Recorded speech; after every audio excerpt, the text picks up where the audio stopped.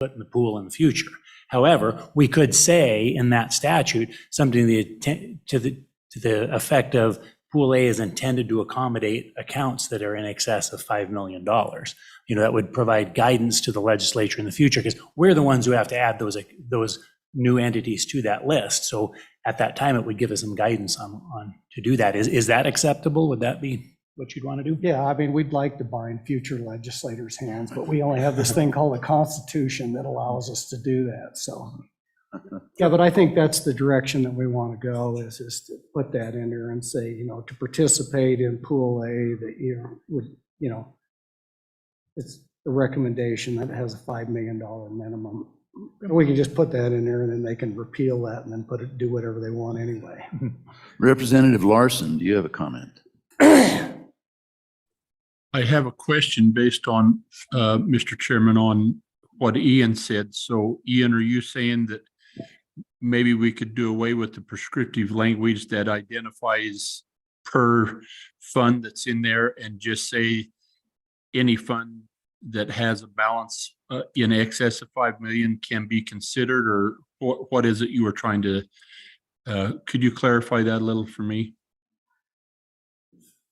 Ian? I guess I'm not 100% sure what the question is there. I mean, you're asking whether it would be individual account based or entity based? Because I think the answer there may be that it is intended to be individual accounts of less than $5 million. And I don't know the answer where there are individual agencies that participate or entities that participate who have more than one account, some of which are less or more than $5 million. Is that your question, Representative Larson? I'm not sure I understand. Well, I thought I understood you to say, Mr. Chairman, I apologize, Mr. Chairman and Ian, I thought I understood you to say that we identify each of those agencies whose funds are in that account in statute. Is that correct? Did I just misunderstand that part? Ian? Mr. Chairman, Representative Larson, correct. But we don't identify individual funds necessarily. We identify participants, agencies and other entities that can participate in Pool A. Ian, does that mean, are you saying we can't change that to be a dollar-based criteria rather than individual? Well, I think we could. I think the language would be that it's intended to accommodate account balances in excess of, even if we still identify entities that participate. I think that's fine if we identify account balances that we want to address. So we could do either one or both. Is that what you're saying? Or? Sure. Yes. Yeah. And Mr. Chairman, I can look at the statute. For example, the Wildlife and Natural Resource Trust, the Cultural Trust Fund. I know that there are individual funds that are identified in Pool A, and I guess I don't have the list of others in front of me. Go ahead, Brian. I think Brian has. Yep. Mr. Chairman, so the statute for Pool A does identify the specific funds that may be invested in Pool A. Mr. Chairman, what I understood based on the discussion from the bill draft request was that those funds would remain in Pool A, and there would be, similar to say, an intent statement that we use in the budget. It is the intent of the legislature that future funds inserted in Pool A shall have a balance of not less than $5 million. That was kind of what I understood from the discussion. Right, that's correct. Mr. Chairman, that's exactly right. So it's really just one sentence. The intent of the legislature is that no agency may have an account less than $5 million in Pool A. And that is the motion that's on the floor with a second. Any other discussion about that? Mr. Chairman, I just wanted to make sure that we're catching the grandfather clause that the Treasurer's Office brought forward. So is that anticipated in your motion, or do we need that in some other fashion? Senator Hicks. Mr. Chairman, I think those are already in there. So this would be a new statute that say it's the intent for any future deposits. Yep. So Mr. Chairman, Senator Steinmetz, we would not change any of the current funds that are in there. They would remain as they are in statute, and it would just be a prospective statement. And we can pick a date certain, July 1, 2024. After that date, it's the intent that a fund has to have $5 million to be added. Committee, any other comments on the motion that's on the floor? So all in favor of the of the motion, raise your hand. All opposed? One opposed. The remainder, however many we have today, so that passes. So if you'll bring that draft to us in November, please. Mr. Chairman, I would like to follow up, if possible, to Senator Hicks' question on Pool A balances and who was under the $5 million threshold. Is that okay? Yes. Okay. So quick analysis, going right off of cash balances that was provided to me this morning.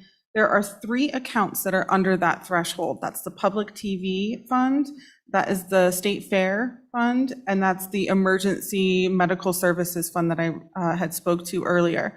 Apologies on the FPA, that one is way over the 5 million, it's 44 million. I'm thinking earnings in my head, so I apologize. I was in earnings mode at that point. But there is also 3 funds that are currently listed participating in Pool A that have not been funded yet. That one is the Voluntary Pool Program Account, Wyoming Cowboy Challenge Endowment Account, and then there was that unclaimed property over 50% of the earnings that could go in there if we met that.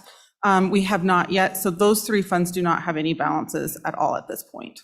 Okay, thank you. Well, Mr. Chairman, Yeah. given that you have a zero balance in those,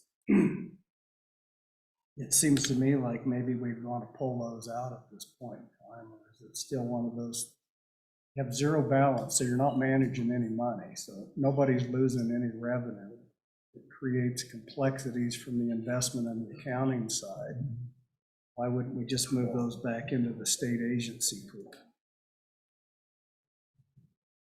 You want I can't to wait. answer that? Mr. Chairman, I can't wait till the investment people, where there's $2,000 in that account, and they're trying to manage it as these things. Yeah, Mr. Chairman. I'm just looking at these Yeah. building up over a period of time and Well, I think that's probably a little nuance in drafting of the bill that Don and her team can work with Brian and his team to kind of, work with those kind of nuances like that. Very good, Mr. Chairman, will do. All right, thank you very much. that's a no Mr. Chairman, entry before you clause. continue, I believe Representative Larson has something. Oh, thank you. Representative Larson. Yeah, thank you, Mr. Chairman. Could we get the balances then on public TV, State Fair, and EMS? Mr. Chairman, yes, Representative Larson. So public TV is sitting at 3,010,459.87. And then the EMS, the Emergency Medical Services, is 66,615. So again, public TV is right below. The other one was the State Fair. That one's sitting at 3.8 million, so. Follow up, Representative? No, thank you, Mr. Chairman. Just curious. Okay, committee, anything else from the committee at this point? How about LSO? Brian, did you Yeah, have? Mr. Chairman, just a clarifying question then, is the committee's intent to repeal the 3 accounts that have 0 balance in the bill draft? I think so. Yeah, let's just start from there. Okay, thank you. Yeah. All right. Mr. Chairman. Representative Walters. Thank you, Mr. Chairman. The voluntary pool program account, do we know what it was set up to accomplish? Before we go repealing some of these, we may want to know why they were set up in the first place. And that one may have had a specific purpose at some point that it's currently unfunded, but maybe it carried something in the past. So, Mr. Chairman, Senator. just to be clear, we're not repealing the accounts or the programs. We're just moving where the money goes for an investment. So those would still stand, but rather than going into Pool A, just for clarification. That we're all on, I hope we're all on the same page. Yep. Follow up, Representative Walters. Okay. All right. Committee, are we ready to move forward? All right. Teach us some more. Are you done with your presentation, or are you ready to move on? We're all finished, Mr. Chairman. Thank you. You're finished. Okay.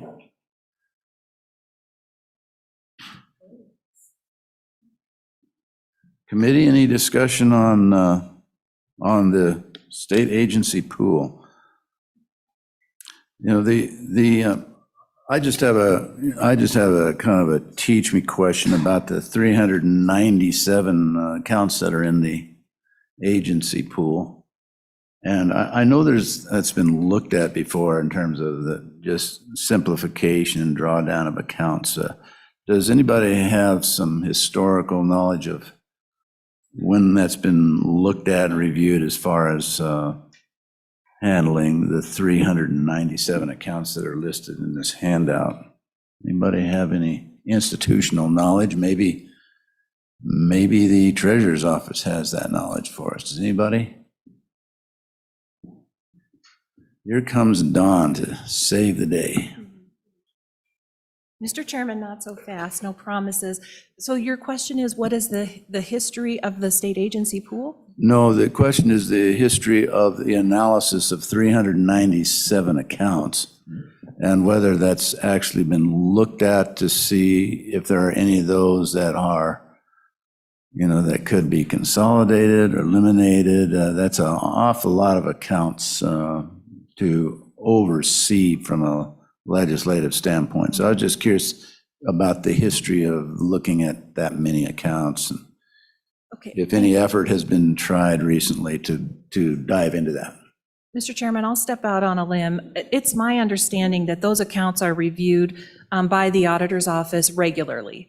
They do not set up new funds without much consideration, and generally they are as a result of a statutory direction.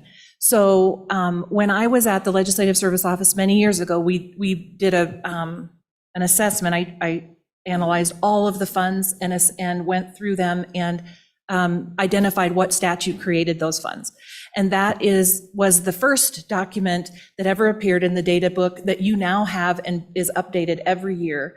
So I know that not only does the State Auditor's Office examine those funds to see if they're being utilized, but the Legislative Service Office, every 2 years as they prepare that, the Budget Fiscal Group, as they prepare the data book, they're looking at those funds and they're asking those questions of the agencies and of the Auditor's Office and identifying and determining whether those funds are being utilized. So I do believe anecdotally that is happening. That's the evidence that I see of that. Okay, thank you, Don. You're welcome. Ian, follow up on LSO's role in reviewing those accounts? Mr. Chairman, I will refer to our budget fiscal people. I don't believe that LSO has a part in reviewing those accounts. Polly? Mr. Chairman, Yeah. Polly Scott, LSO Budget Fiscal. I would concur with what Deputy Treasurer Williams has said, that as part of the data book development, LSO Budget Fiscal is going in and reviewing the accounts, looking at new ones that have been created, identifying the statutory authority for those accounts. And at times, I know that there have been a few that have been identified as ones that could be closed. And I can check with Don Richards for more on this and get back with you maybe after the break. But I concur with what Deputy Williams has said. Okay, thank you. Yeah, I think we can have that discussion further on into the interim. It's not critical today to know that, but it might be something that the committee would entertain a report on in one of our future meetings. So we'll just cover that offline. Thank you, Polly. All right, we are. Representative Larson. We are at Representative Larson.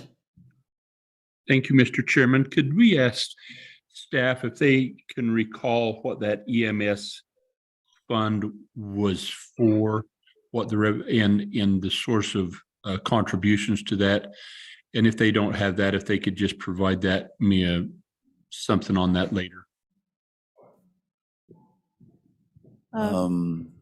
Mr. Chairman and Representative Larson, I do not have that handy on me, but I will follow up.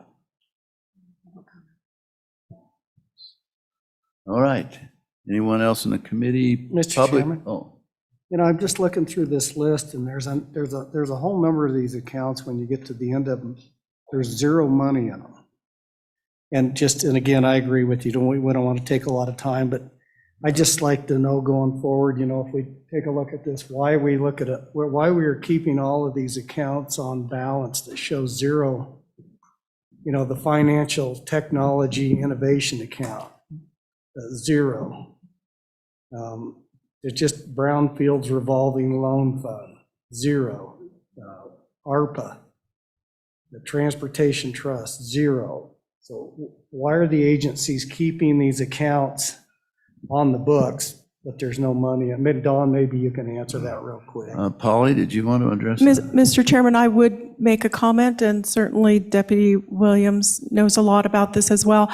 That's 0% out to 5 digits. Some of the funds are so small that percentage goes out farther. So it's not that there's $0 in those funds. Don? Mr. Chairman, thanks, Don Williams, Deputy State Treasurer again. Some of those balances could be zero, though, because when we did that analysis of those accounts, we'd say, hey, this is a zero balance just like you did. Why is this existing? Well, it's a pass-through account. So we have many pass-through accounts that we receive, like a fire account, the fire money comes in, fire money goes out. So some of those, like I say, some of those accounts are just holding accounts. Thank you. Okay, yeah. All right, committee, anything else? We have Representative Larson. Thank you, Mr. Chairman. So Polly or Dawn, is the reason we keep those accounts on the books, even if there are zeros, because they were legislatively created? And if we wanted to get rid of them, we would need to likewise take care of that legislatively. Polly? Mr. Chairman, just generally speaking, I think accounts are usually legislatively created, and that they could be closed without changing the statute, I believe, but would still remain kind of a dormant account, kind of a nuance there. But this is something that I think that the committee's asking for the staff to look at and come back with more research on it. And so we can incorporate that into the research. So, Yeah, thank you, Mr. Paul. Chairman, follow up if I could. So then maybe we ought to be asking the agencies associated with those counts if there's, if we've created them and this, maybe I'm repeating what's already been said, but ask them if they need those accounts any longer. And if we don't need those accounts, maybe we incorporate that something in the bill to get rid of some of those that we're not using. Thank you. Polly? Mr. Chairman, we can do that. Thank you. Okay, thank you. Any follow-up, Representative? Yes, Noddy's. Checked Yeah. out. Anyone Mr. Chairman. else? Senator? I just looking at this, and if we look at the Wyoming Education Trust Fund, the second to last one, we got rid of that trust fund the last legislative session, so we moved those funds into the Common School Permanent Land Fund, so that's one that could potentially be eliminated. Mr. Chairman and Senator Hicks, exactly. I think that account is repealed as of July 1 and will no longer exist. All right, public comment about anything having to do with state agency pool A. Come on up, introduce yourself. We all know who you are, but the public is anxious to know. Mr. Chairman, thank you. Michael Swank, the Chief Financial Officer for the Wyoming Community College Commission. I'm not here to speak for the Wyoming Public Television Endowment, but their budget is carried in our budget. And I just wanted to let you know that the last discussions that we had with the foundation director was that they still would like to be maintained in Pool A. So I believe the discussion went that direction, but I just thought I would let you know that. Okay, thank you. Anyone else? Okay, I think we're ready to move on our agenda items. We are at 10 a.m., so hopefully everybody who plans to testify is here. We are On non-permanent funds, proposed restructuring and policies for improved returns. Ian, the floor is yours. Thank you, Mr. Chairman. This topic is going to involve a bill draft, and that's in your materials. It's a 24 LSO 43.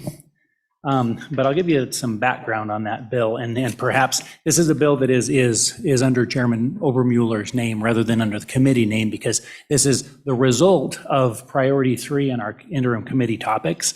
But needless to say, since this is the first meeting of the committee hasn't had the chance to give direction to what they wanted. So Chairman Obermuller provided some guidance to LSO to get the ball rolling, more or less.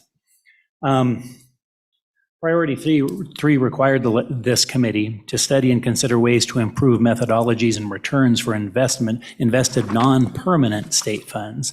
So that committee will consider investment policies and instructions for the Wyoming Wildlife and Natural Resource Trust Fund, the Wyoming Cultural Trust Fund, and the Wyoming Outdoor Recreation and Tourism Trust Fund.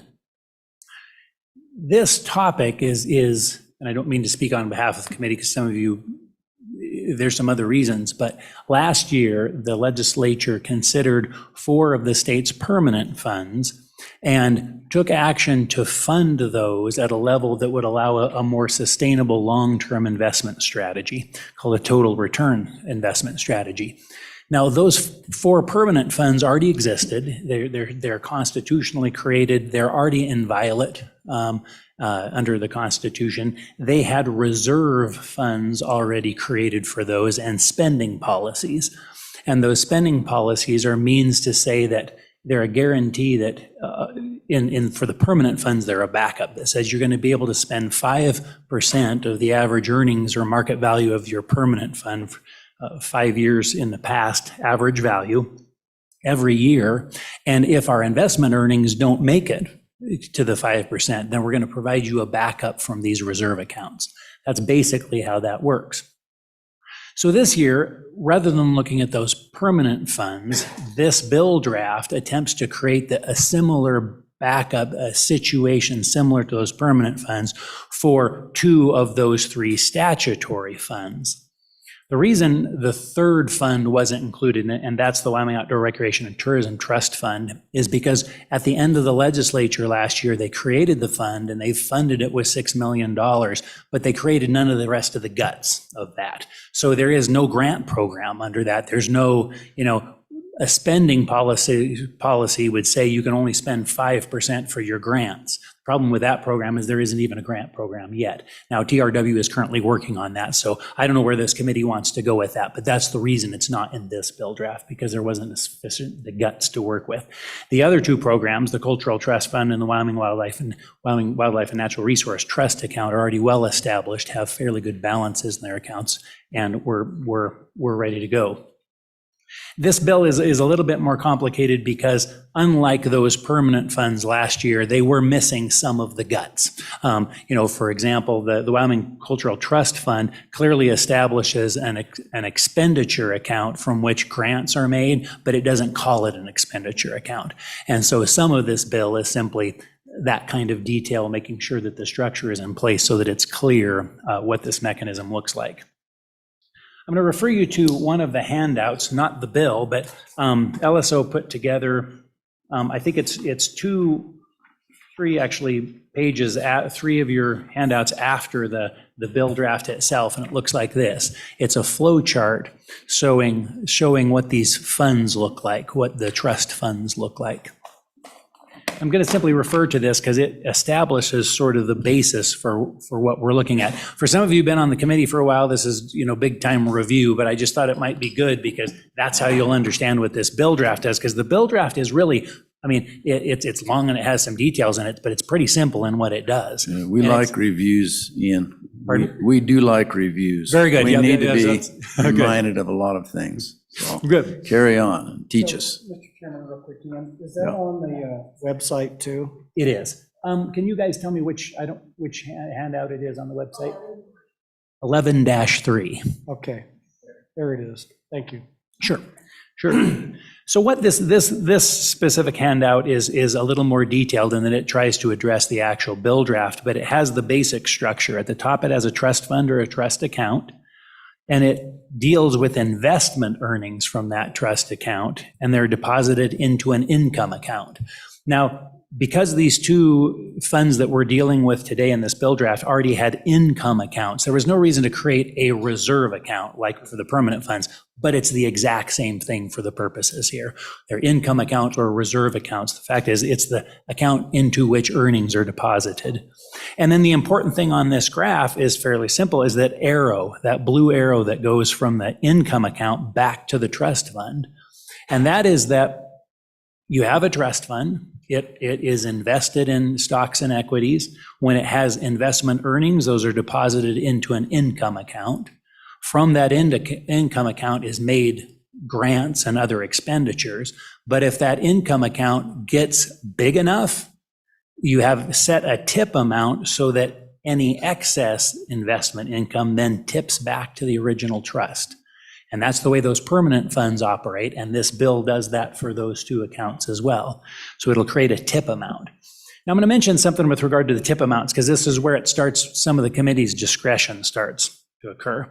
And the question is, at what level, at what maximum amount should the tip occur?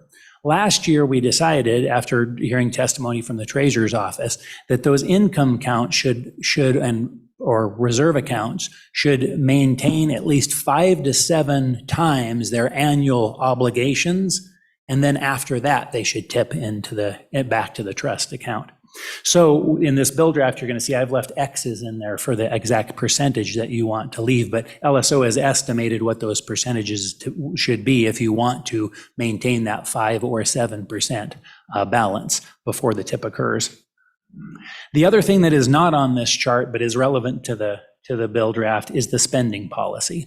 And this doesn't show a spending policy, but what a spending policy is in these terms is simply the maximum and minimum, the guaranteed amount that will be spent for grants each year from that income account.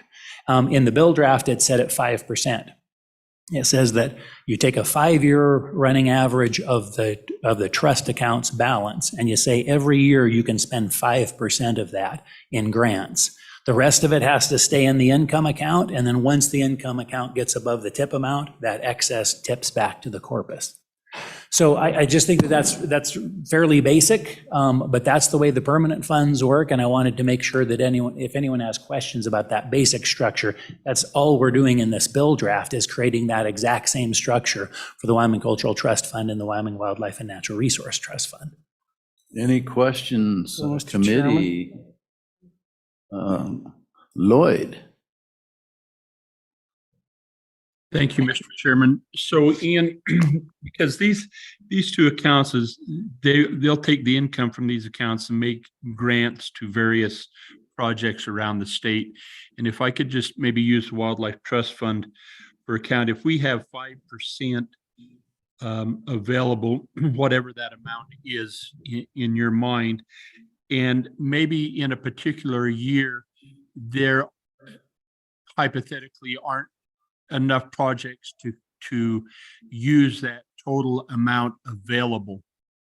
So that stays in the income account. It's unexpended, but then is there does that, the remainder of that that's available for distribution, can that be in the following year be used in addition to the following year's appropriated amount, so that it would exceed, if we were using $100 each year and we had 10 carry over the following year, they could use $110 available? Or if it's not used in a specific year, does it revert back and gets consumed up in some fashion? I'm just trying to understand the flexibility there of those funds if they're not all used in one year. Ian, does our draft deal with that issue, or do we Mr. need to Chairman, work on that. it does deal with that issue. And as currently drafted, Representative Larson, it simply sets a 5% per year spending policy. So under that, for that reason, then you could only spend the 5% of the 5-year average, and anything you didn't spend the prior year would roll back and count towards the earnings accounts. It would count towards the tip. Eventually, if it got big enough, it would go back into the trust. Now, I don't think there's any reason that we couldn't come up with language that does maintain their ability to accumulate additional funds, but as currently drafted, no, it would only allow you the 5%. So, Mr. Chairman, if I may, I think it would be worth just visiting with Director Budd and maybe with the Cultural Trust folks and get their thoughts on if they can anticipate or think that would ever be a possibility that scenario would come up. Maybe it's all just talk on my part. No, I think that you've raised a really good point about this. We need to deal with that issue for sure. Well, Get some input from the stakeholders. Mr. Chairman, those two accounts are a little unique compared to our other permanent funds, I think. Oh, yeah, absolutely. Okay, any other questions? So, Mr. Chairman, go ahead. Senator Steinmetz. Thank you, Mr. Chairman. I'm just wondering how much money we're talking about in the 5 or 7X, and then how we anticipate to fund the 5 or 7X. So do you have those numbers on those funds, what 5 and 7 would be? Mr. Chairman? Ian? Senator Steinmetz? Yes, we do, and that's in the other two committee materials that are attached. And I don't know, can you refer to those numbers, LSO, for me? They're probably 11. Mr. Chairman, that's 11-2. 11-2, okay. So we have, and it looks like this. And Okay. what we've done there is we've divided up similar to what we provided the committee last year for those permanent funds. You have, it provides the information for both the Cultural Trust Fund and the Wildlife Trust Fund, and gives different options for both a 5 times tip and a 7 times tip, and then what it would take the values to actually fund those. So that's provided, and certainly we've left that blank in the bill. And the other thing, in the end of this bill, I've provided the section 3 as a funding section that would allow transfers from the LSRA or wherever else we want to get the money into those accounts, into those income accounts to fund them to that 5 or 7X level, but I haven't inserted the numbers. One thing I would also note with regard to funding those accounts, if you recall last year, what we did is we transferred money into the permanent reserve accounts to fund them to 5 times, but importantly, the percentage we used in the tip was at 7 times. And the reason for that, we wanted to give them enough money to at least get them up and started, and then let it over time accumulate to the 7% or 7 times, in which case it would start tipping back to the corpus. All right, thank you. Follow up? I'm good, I think. Senator Hicks. Yeah, Mr. Chairman. So this is exactly the same model we did last year for the Common School Permanent Plan, Permanent Mental Trust Fund, Higher Education Endowment, and the Hathaway. One of the things that we need to look at here and probably run some additional analysis is, based on all the work that we saw yesterday on the old conversation on inflation proofing those accounts. The fundamental difference between those and these is those have a permanent source of revenue coming every year with diversions. These don't. That's a set amount of money. So you have no infusion every year coming in there. So we need to run and also look at this and say, what does it a 5% spending policy if we were inclined to do this? How long does it, number one, take to get? So assuming, because we can't have our investment strat take the corpus and move to a total return PMPF asset allocation because the liquidity needs to get to their annual spending policy. So it's only above that 5% that's going to tip into the reserve account. That could take decades to get to the $30 million to fully fund that. So that's if we're just allowing the excess to tip once we fill that $30 million up. The other alternative is we just appropriate the money and stick it in there. That's one alternative. In that case, this scenario works. If we're just looking at using the investment earnings above and beyond the 5%, that then the scenario that Ian described between the 5X and the 7X, those are investment earnings above the spending policy that will go in there. If we try to populate this reserve account, the income accounts with just that, it could take literally decades to get there. So the only way in my mind that this works is if we just appropriate the $30 million and stick it into the reserve account. Same thing for cultural resource. I don't know what the number is, $6 million or $3 million, stick that into the reserve account. So those are a couple alternatives we need to look at. But we also have to keep in mind that a 5% spending, so let's assume we just did the reserve account. Keep in mind, you're only going to get that 5%. That corpus is never growing unless you get that excess above that 5%. And so we need to figure out how to try to inflation-proof these too. And that may come back to the spending policy.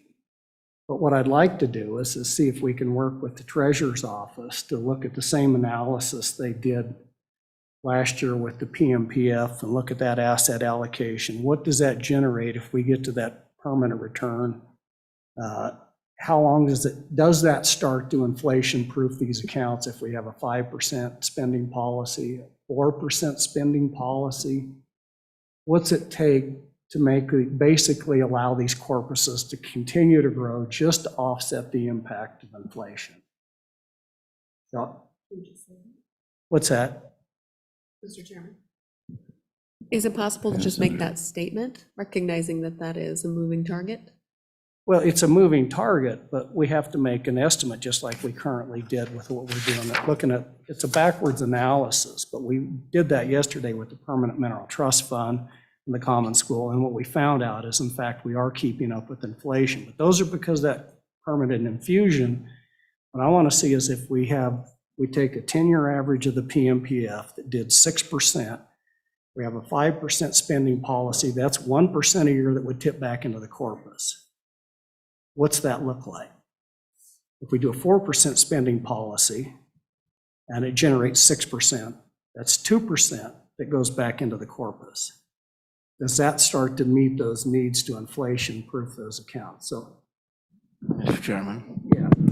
I think. Representative Walters. Thank you, Mr. Chairman. We also have to recognize that if we have a 5X or a 7X reserve account, then the investment folks are able to invest a little more aggressively. And hopefully we would be seeing 7 and 8% returns to where we could have a 5% spending policy and 2 or 3% automatically flowing back.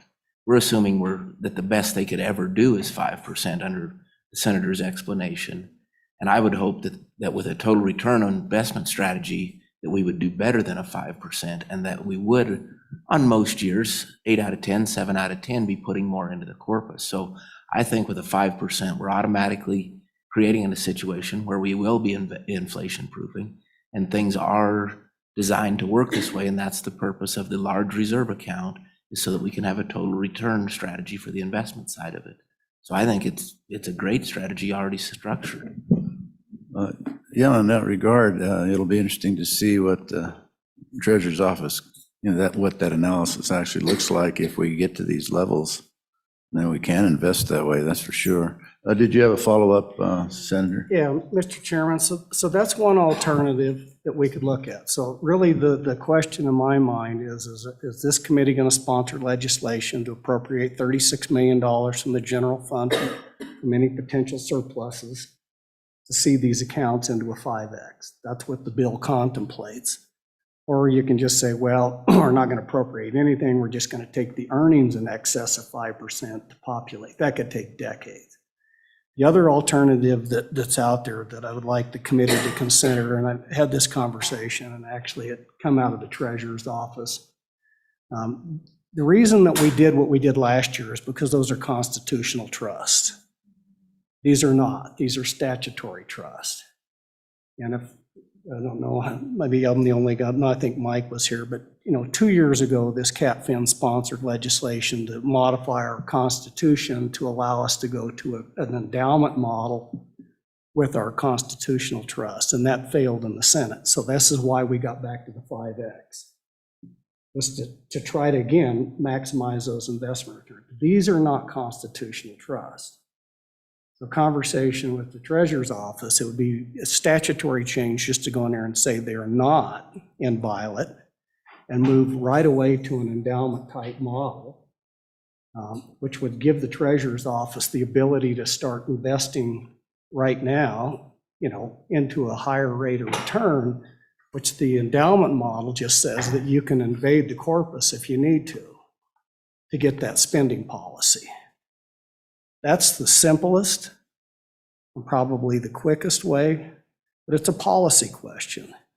And so what I'd like to do is, again, if we look at these other scenarios on a 4% or a 5%, have the treasurer's office work with their consultants and come back and say, if we move these to a true endowment type model with the spending policy at 4%, 5%, project those out based on our PMPF asset allocation, what's that look like? But it gets us there quicker. It's what we tried to do 2 years ago with our permanent funds, but because these are not constitutional, it's just a matter of changing the statutes to allow the treasurer's office to move that direction. So I'd like us to look at that and have them run some analysis and come back to us and say, here's what this does if you appropriate the money. This is what it takes if you're just going to use investment earnings to populate. If we're not going to do the 36 million and you're just going to try to build your reserve account, or you go to the endowment model. Okay. Representative Larson. Thank you, Mr. Chairman. Ian, if I could go back to that flow chart that you had down there in the box that had the income account, the bottom portion there says donations can also be deposited into the income account. Does that mean that a donation could also be deposited into the trust account, into the corpus as well?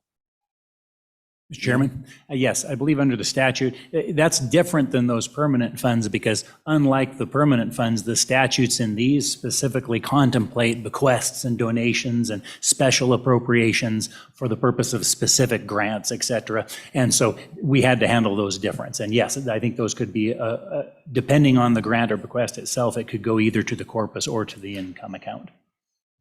Thank you. And it would probably, we would make that determination on the conditions of the donation, right? It's however they wanted it donated.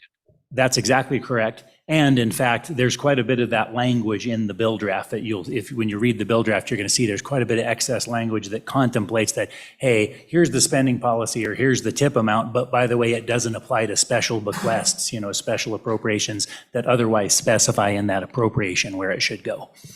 So that's accommodated in the bill draft. Anyone else on the committee? Questions? Ian, do you have some more for us? Yes. Well, Mr. Chairman, it depends on what the committee wants to do. I mean, I can go through the bill draft or kind of give you an idea of what individual provisions are. I don't know if at this point if that is helpful to the committee or not. I don't know what decisions. I think your presentation has walked us through the main pieces of that just with this chart, right? Yeah, that's Mr. Chairman. So I think what we need to do at this point is for the committee to contemplate. This bill was drafted under my name. It wasn't. This isn't meant to be my recommendation with that language. It was a placeholder so the committee could decide whether we wanted to move forward with a committee bill and what that should look like. I think there's some ideas that came up here today that would want to be incorporated into that draft. So how should we move forward at this point? We have Representative Larson's going to give us some guidance. Mr. Chairman, I would just maybe suggest, I think Director Budd would like to make some comments maybe before we go through the bill draft. If the agencies have some comments on that to give us a little more insight, it might be helpful.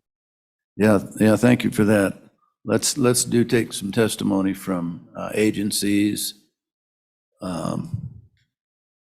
Take some our testimony from the public too at this time. Let's find out what people have to say on this. Anybody online?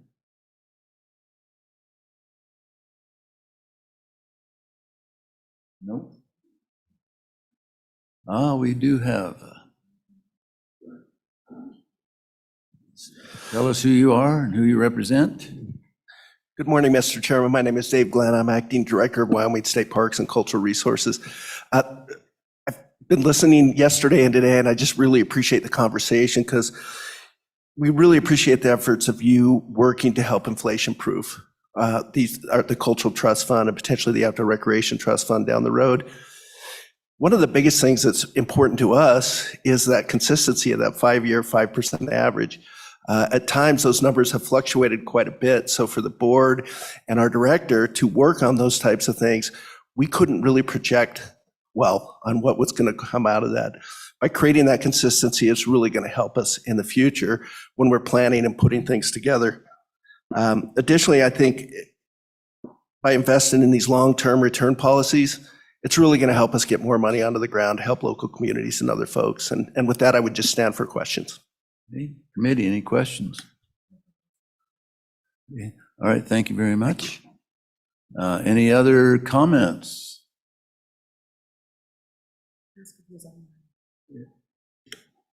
Is Director Bud online? No? Okay. Mr. Chairman, we have one person online, but they've not indicated any desire to speak. Okay. Mr. Chairman. Representative Larson. Thank you. If we could maybe just have Karen send Director Bud the link. He's online, but he's not on the holy of holy lines that lets him speak. Representative Harshman. Chairman. Yeah, thank you, Mr. Chairman. I appreciate the conversation. This is, similar to a bill that we had last year working through the process. And I think you'll hear Director Bud talk about this importance to accumulate over a couple of years for some of these larger projects. But I think this is really, and you just heard from the Cultural Trust Fund, this little more of a, prediction of what their spend might be so they can plan accordingly. And then I guess I'd like to just throw out to the entire committee, can we consider maybe just moving all of Pool A into this? And, it's an accounting issue, just like permanent land fund or anything else, just move all of it in. I don't know what I think that 5X would be approaching probably 60 million, I think, an appropriation from the LSRA or wherever. And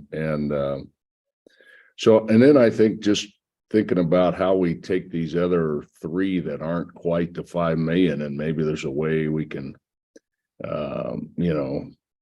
be less than 10 million, I think, to get those 3 caught up to 5 million as we move forward will be an important part, and kind of like what we did Wildlife Trust Fund. We kind of finished the deal last year, and I think it'll give us an opportunity maybe to do that as well. So I just wanted to throw that out there, and maybe we can all, as we ponder this over the next couple of months, how we want to come forward. The other point, Mr. Chairman, just quick comment on the endowment piece, and that bill failed a couple of years ago. And I think legislators are just more comfortable with this Harvard Yale Trust model that we have where we don't dip into the permanent fund. And I get it. I mean, I worked hard on that endowment deal a couple of years ago, but I think in retrospect, it's just would be probably an easier sell to say this is like what we did last year, same thing, but we're going to do it with these other funds. But anyway, that's my 2 cents. Thank you, Mr. Chairman. Thank you. Anyone else? Anyone else want to speak to this? I'd like to hear some testimony, if I could, about that idea that was just brought up about including Pool A as part of this. Would that fit into this bill? Any thoughts on that from who has some input for us on that idea? Anybody? Oh, there he is. Patrick, bail us out here. Thank you, Mr. Chairman. Could I just reiterate Representative Harshman's comments on the change that is needed to look at an endowment model? as we have discussed over the numerous years, the number one most important thing that we are dealing with that impedes our ability to increase the returns is our definition of income. So right now, our definition of income is interest income, dividends, and realized capital gains. If we could change that constitutionally, that would completely change the way that we're investing and go to a true endowment model. So as Senator Hicks was talking about, the differentiation between the two is dramatic.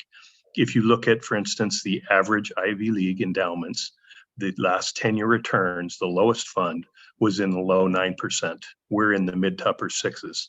That is because our funds are inviolate and we have to keep back a certain amount of liquidity.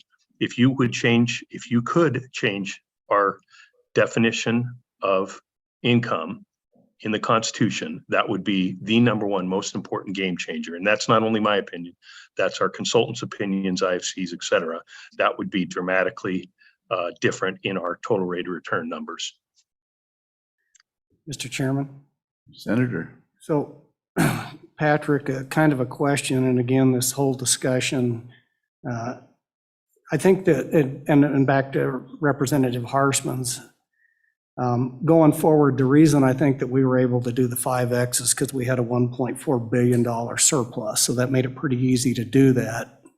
Going forward, we're not going to have those kind of surpluses, so it becomes much more difficult based on the current projections of maybe $100 to $200 million to come in and say, well, we're going to take 36 million of that and grab it and sock it away in a 5X for cultural resources, which has always been a little bit of a heavy lift.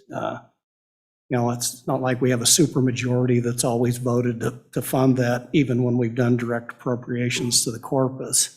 Similarly with the Wildlife Trust Fund. But I think this sets the pilot project because we're not constrained by the Constitution here to go to a total return endowment type of model that Patrick referenced, that maybe if we did this, some of these non-constitutional trust funds, and we could show over a period of years that if we start to get that 8 or 9% return versus our PMPF model, that may be the segue, but the opportunity to move that way now with a non-constitutional trust fund and potentially achieve those much higher rate of returns, I think and the fact is we could implement that relatively quick. There's always some risk, but I think this is a low risk thing that was worth taking, is potentially move that direction. Patrick, are you still on? Oh, yeah, there you are. Okay. So in relation to this bill draft, what would our language be here to accommodate your thoughts on this? We have a lot of flexibility, as Senator said, with these funds. We have a lot of flexibility. Let's do the best one that we can. And what are your thoughts on that? Mr. Chairman, the main component of it is the language in the Constitution, and also you also have to change the Enabling Act, which I know you've been working on. But that is something that wouldn't need to go pari passu with this investment. But the number one thing is it's just an accounting way of looking at the numbers. If you're just looking at the total return of the funds, that would be for all of that income, whether it's realized or unrealized capital gains, would fall within that spending policy. That is the key component. If the market value dropped below the cost value, then we would go back to the part of where you wouldn't be able to spend and you still have the inviolate nature, or you could if that's what you determined to do. But the key component of it is to be able to spend the total returns of the funds, because what's happened is over the years, we had significant amount of just interest income, and that's the way the fund was set up. Now, as we move into more privates, private equity, for instance, you could have a 100% return, but you're not going to be able to spend any of those the income generated from that for on average 13 years. So that's kind of the difference of what we're talking about, as we've moved more into a more private market, more or less liquid, more final return of the income, as opposed to monthly or quarterly or annual payments. It diminishes the amount of income we have. So we could have 1,000% return in the PMTF and still not meet our spending policy because of our definition of income. So my suggestion would be is if you could change that, and then whether you have inviolate natures, spending policy, whatever you want to do, I know that would be. Representative Harshman and Senator Hicks had this discussion before. One was at a 4% and one was at an 8%. So I know those are the different things that you will have to discuss. And that's part of the problem, but those are the issues that we face. But if we could come to an agreement on that, that would be the number one biggest game changer that the state could do to increase the returns of the state. And we're not the only one. Numerous other states, Utah, New Mexico, et cetera, they have already implemented this strategy. Okay, So this is Patrick, I'd something like new. to draw Senator Hicks back into this conversation, because what I thought I heard him saying was, with these statutory accounts, we have an opportunity here to kind of model what you're talking about without the constraints of the constitutional aspects. And so I think maybe moving forward in drafting this bill, maybe we want to have an eye toward modeling this one in the way that you visualize the permanent funds should work. So we have something out there. Is that, Senator Hicks, was that where you were headed with your comments? Mr. Chairman, that's exactly right, is to take these statutory trust funds and move to that complete endowment model. And, we've tried the other way, it didn't work, but we are not constrained by the Constitution here with these statutory trusts, that we can just move right now through a bill draft, redirecting the language in how they are invested, and use these accounts and do that. And I think over a period of time, this is a marathon, not a sprint. It will facilitate further discussions. If these all of a sudden over the next 3 or 4 years, and we're hitting that 8-9% return on those, and so I just think it's probably in my opinion, probably the best way to go. Not only just for these accounts, but for the long-term sake of the state of Wyoming, to show that this actually works. Mm-hmm. Anyone else want to weigh in on this? Mr. Chairman? Patrick, go ahead. Yes, just as a follow-up, and I know the treasurer has talked to you about this intergenerational fund, but what he is referring to in that is the exact same component that we're talking about. That if you were able to do an additional fund that would fall within that same criteria as the senator referred to, that would be potentially something that would, over the next 10, 20 years, well, 20 plus years, that would be able to fulfill income lost from the mineral income that we should be losing over time. So there's other ways to skin the cat, but I would like also just make sure the committee is aware that the treasurer has, and will be presenting this to you at the treasurer's annual conference. But it would be in light of what Senator was talking about, that you would also be able to get a significant higher return over a long term if you had those type of attributes. Thank you, Patrick. Anyone else? Any more comments? Ian?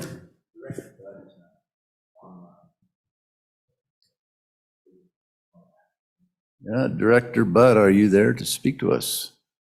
I am, Mr. Chairman. Can you hear me? Yes, I can. I apologize.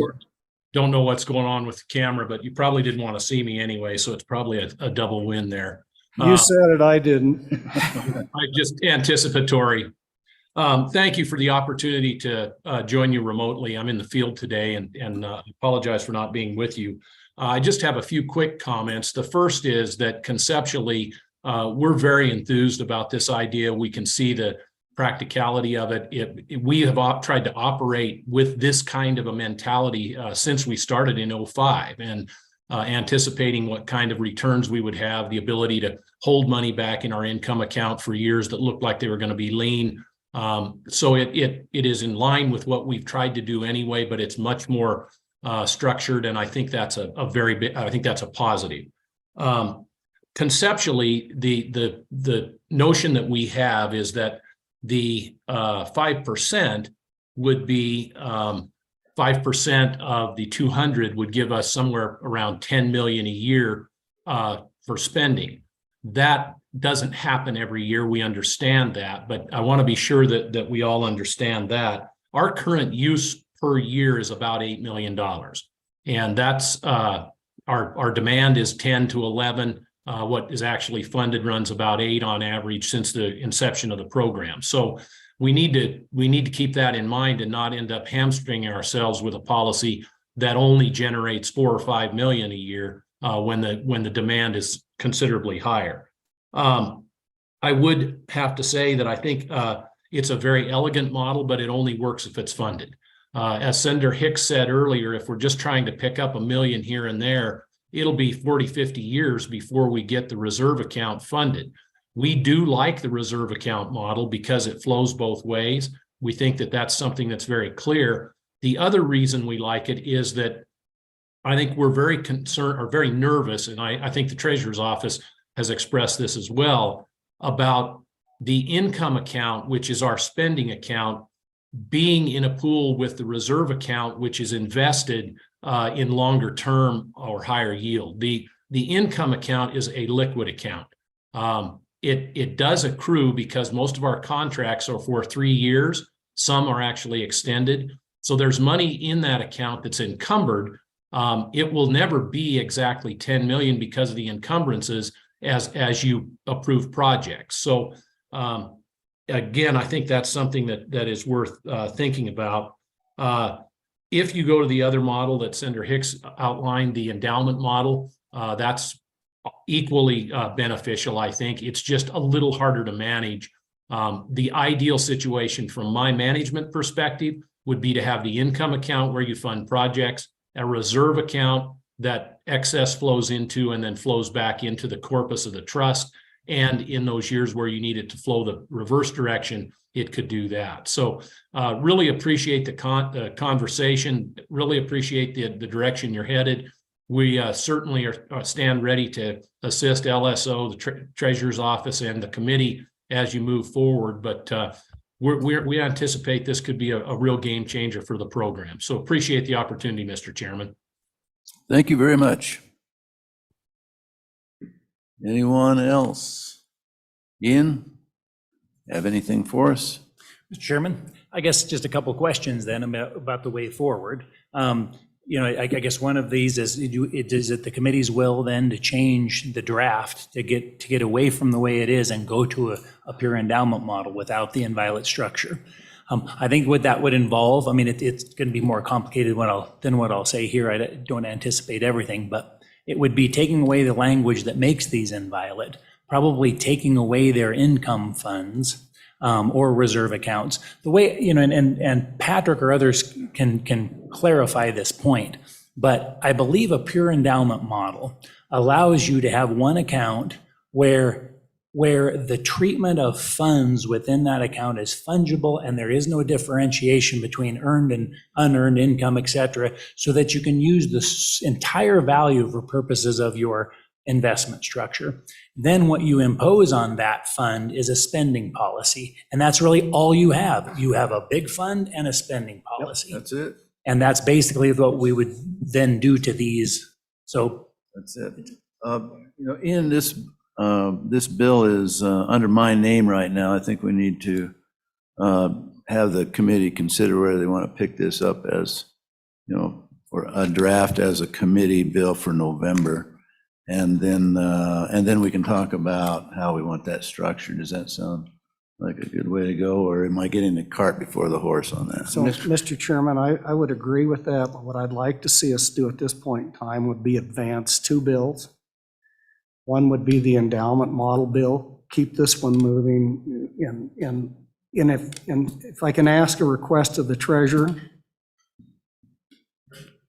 could you come up, because what I would like the treasurer's office, if you can do, Kurt, is to take these 2 bills and do a side-by-side analysis of kind of potential investment returns and look at 2 different alternatives on spending policies. So if we take this and populate the reserve account, what's that look like for, we're going to use just like we did last year. You're going to take the last 5 or 10 years and project those potential earnings forward, and then do the same thing for this as the reserve account, and then one for the endowment model. And just, so we've got some real projected numbers that what this may look like going forward.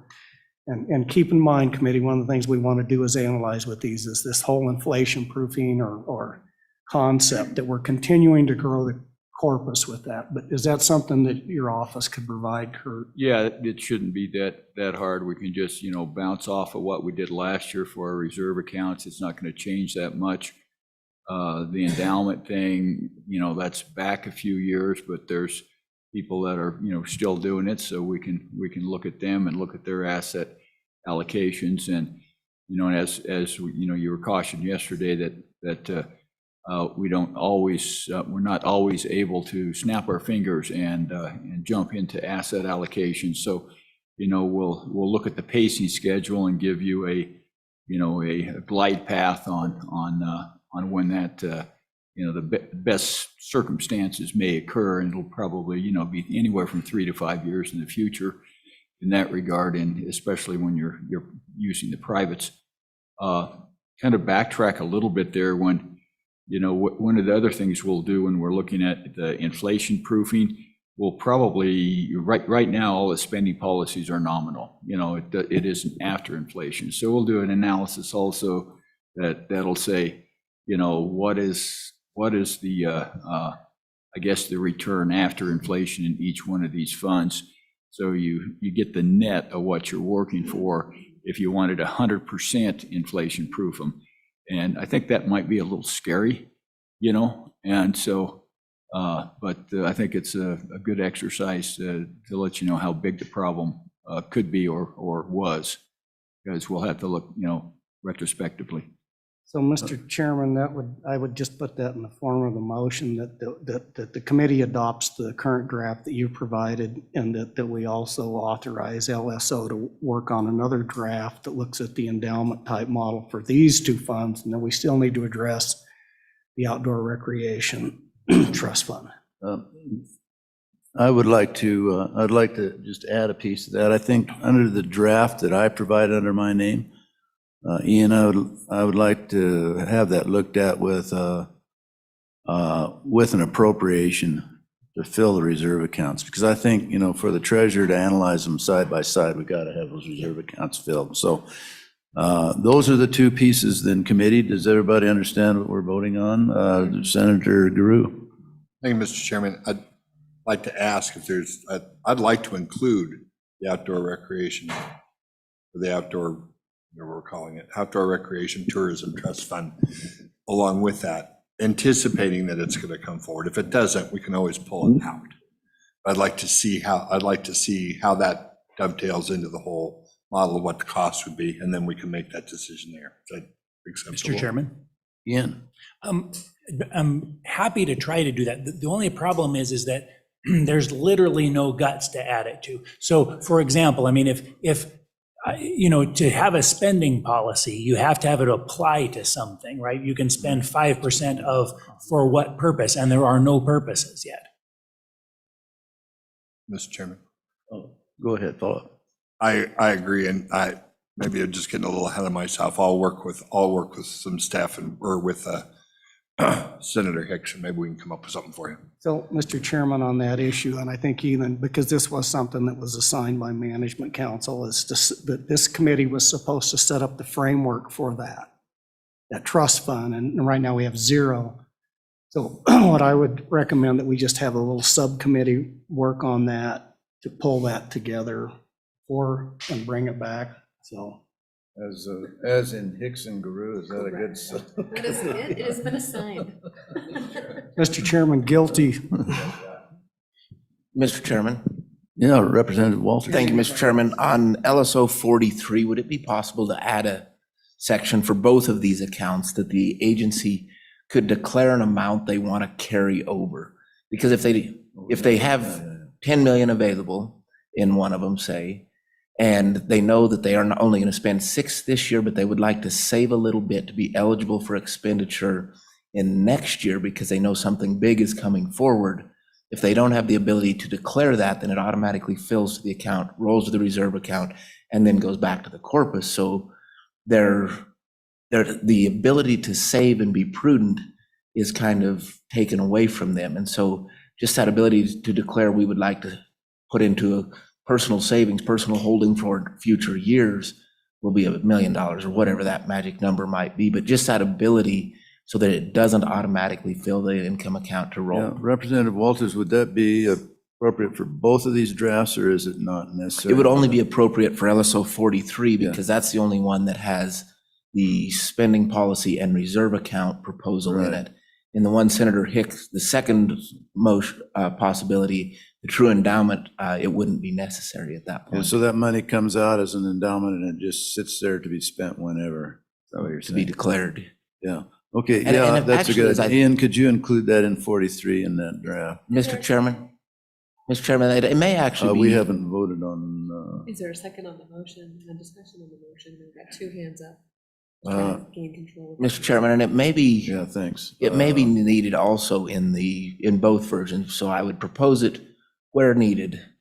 As we're not voting on any formal drafts here today, and so Right. most information we can get into these bills right now is really the Yeah. best avenue. And if our staff determines that that's necessary in the true endowment model so that they could have an ability to carry some over, I would think it would be prudent as well in that draft. Right, Senator, or Representative Larson, you had your hand up. Thank you, Mr. Chairman. I need to go back to Ian and make sure I'm understanding this true endowment model for these statutory funds. And Ian, if I'm understanding that these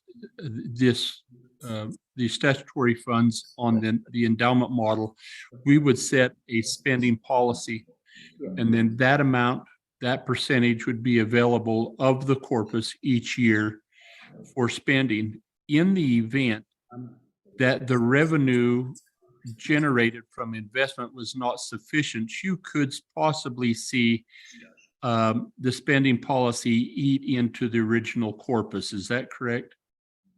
Mr. Chairman? Ian? Yes, my understanding is that is correct. So, Mr. Chairman, follow if I may. Go ahead. Then what does that do to the total rate of return policy that we're trying to establish?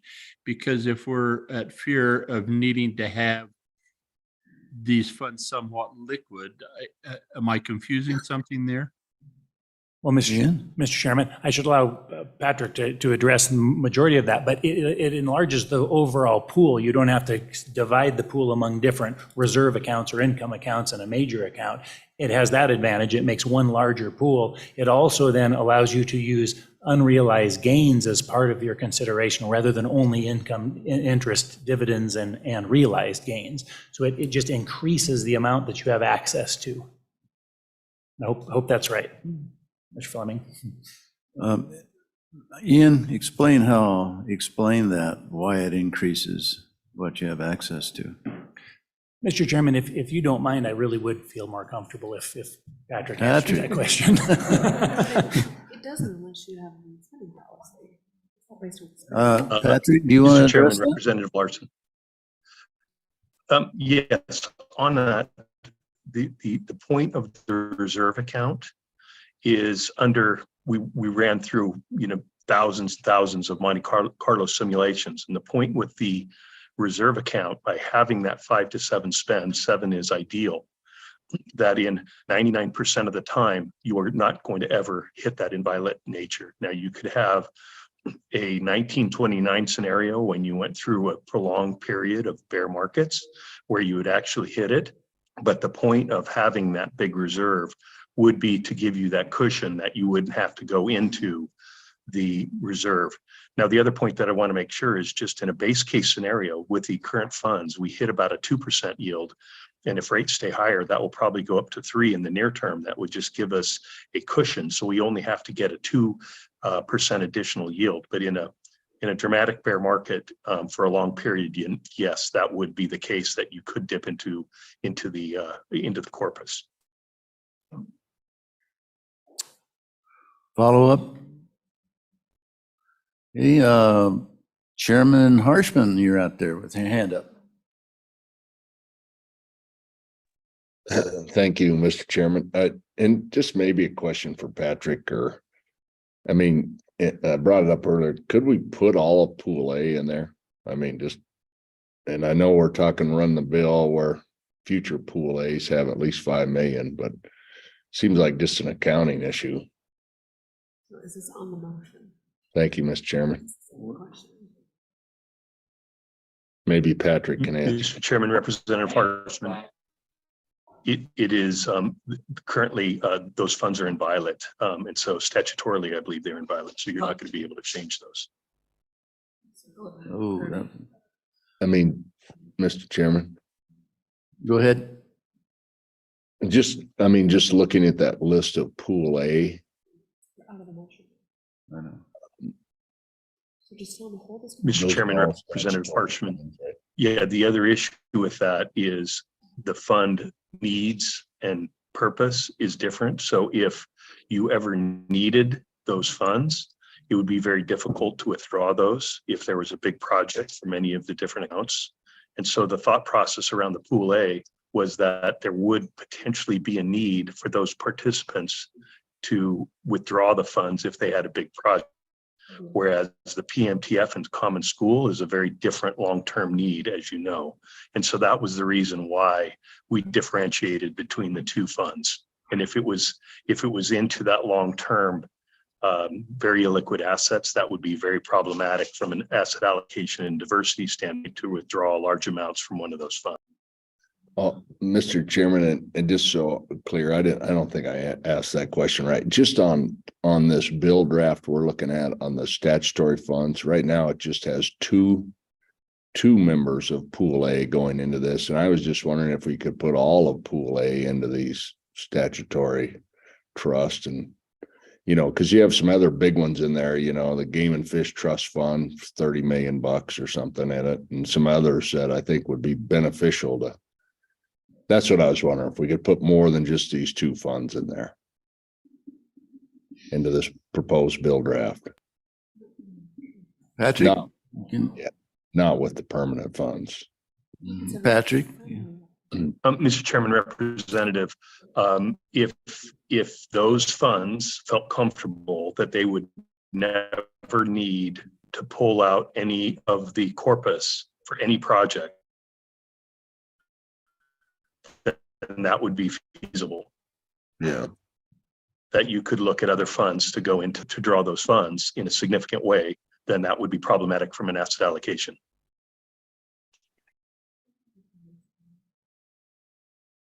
Follow up, Chairman Harshman. No, I think, thank you, Mr. Chairman. So we could just do a little homework with some of these, there's some that could probably fit in this pretty nicely as well. Thank you, Mr. Chairman. All right, let's roll this back to the motion that's on the floor. Do we have a LSO? Do we have a second on Senator Hicks's motion to advance two drafts? We do? Okay.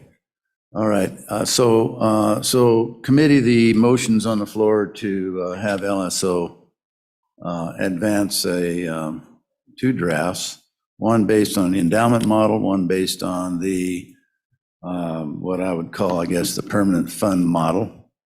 We have two adjustments that I would direct LSO to include as part of our vote here on the permanent fund model that we've talked about. Any questions on the committee, what we're voting on for bill drafts for our next meeting? Anybody? All right, all in favor of advancing for bill drafts to be considered in our November meeting, raise your hand. And all opposed? That is a unanimous vote. Looks like we're good to move forward with that. Are there any other bill drafts based on the testimony that anyone would like to advance related to any of the constitutional issues or anything else? Karen. Representative Larson. Thank you, Mr. Chairman. And kind of a question back to Chairman Harshman's comments on including more of those funds into this model. Or Chairman Harshman, are we assuming then that all of these accounts would have the same spending policy, or is there a chance that we'd have to consider different percentages or different spending policies per, depending on the intent of the account. Chairman Harshman. Yeah, Mr. Chairman, you know, and kind of just in our conversation here, we'd probably just have to reach out to those folks and talk to them a little bit about it. And I think when most people think, you know, and it's kind of what you heard the testimony of the Cultural Trust Fund and Director Bud, our conversations last session, when you kind of look and you go, okay, this is going to be my budget now, it's 5% of this. And then it makes sense, you know, and I guess probably we could reach out to the public TV and the, you know, and some of these others and Game and Fish and to see what they're thinking on that. And I do think, you know, as we continue this conversation about trying to get these other three kind of poofed up a little bit, state fair, first responders, and this public TV to this, like I say, kind of like what we did with Wildlife Trust Fund last year and kind of finish some of these things. But yeah, I think it's more conversation. So I think we keep pressing that. There's probably more than two is the short answer. Yeah, thank you. Okay, thank you. Any further comments from the committee? Mr. Chairman. Yeah, Senator. Thank you, Mr. Chairman. Just a brief comment, and this is really directed to Director Bud, where I heard the comments that they prefer the model that they're currently working under, which is the reserve account model. But obviously, we're going in different directions here, or providing both options for further evaluation and discussion. So I'm requesting the chairman and to Director Bud that at the next meeting, that there's more, you're on the agenda, you're prepared to discuss which model you prefer more thoughtfully, and perhaps provide a very specific little tutorial on how your specific fund and budgeting model works, so we can see pragmatically why the endowment model may not work, because I think that makes a lot of sense, the endowment model. So just be prepared to do it, maybe a deeper dive, short deeper dive analysis on the continuation of the preference for the traditional reserve account model. We'll have better budget numbers available. Thank you. Anyone else? Anyone else on this topic? Further comments? Ian, we good? Mr. Chairman, no, I think I have our direction. All right, I think we'll take a 15-minute break and we'll be on to our next topic a little bit early, I guess.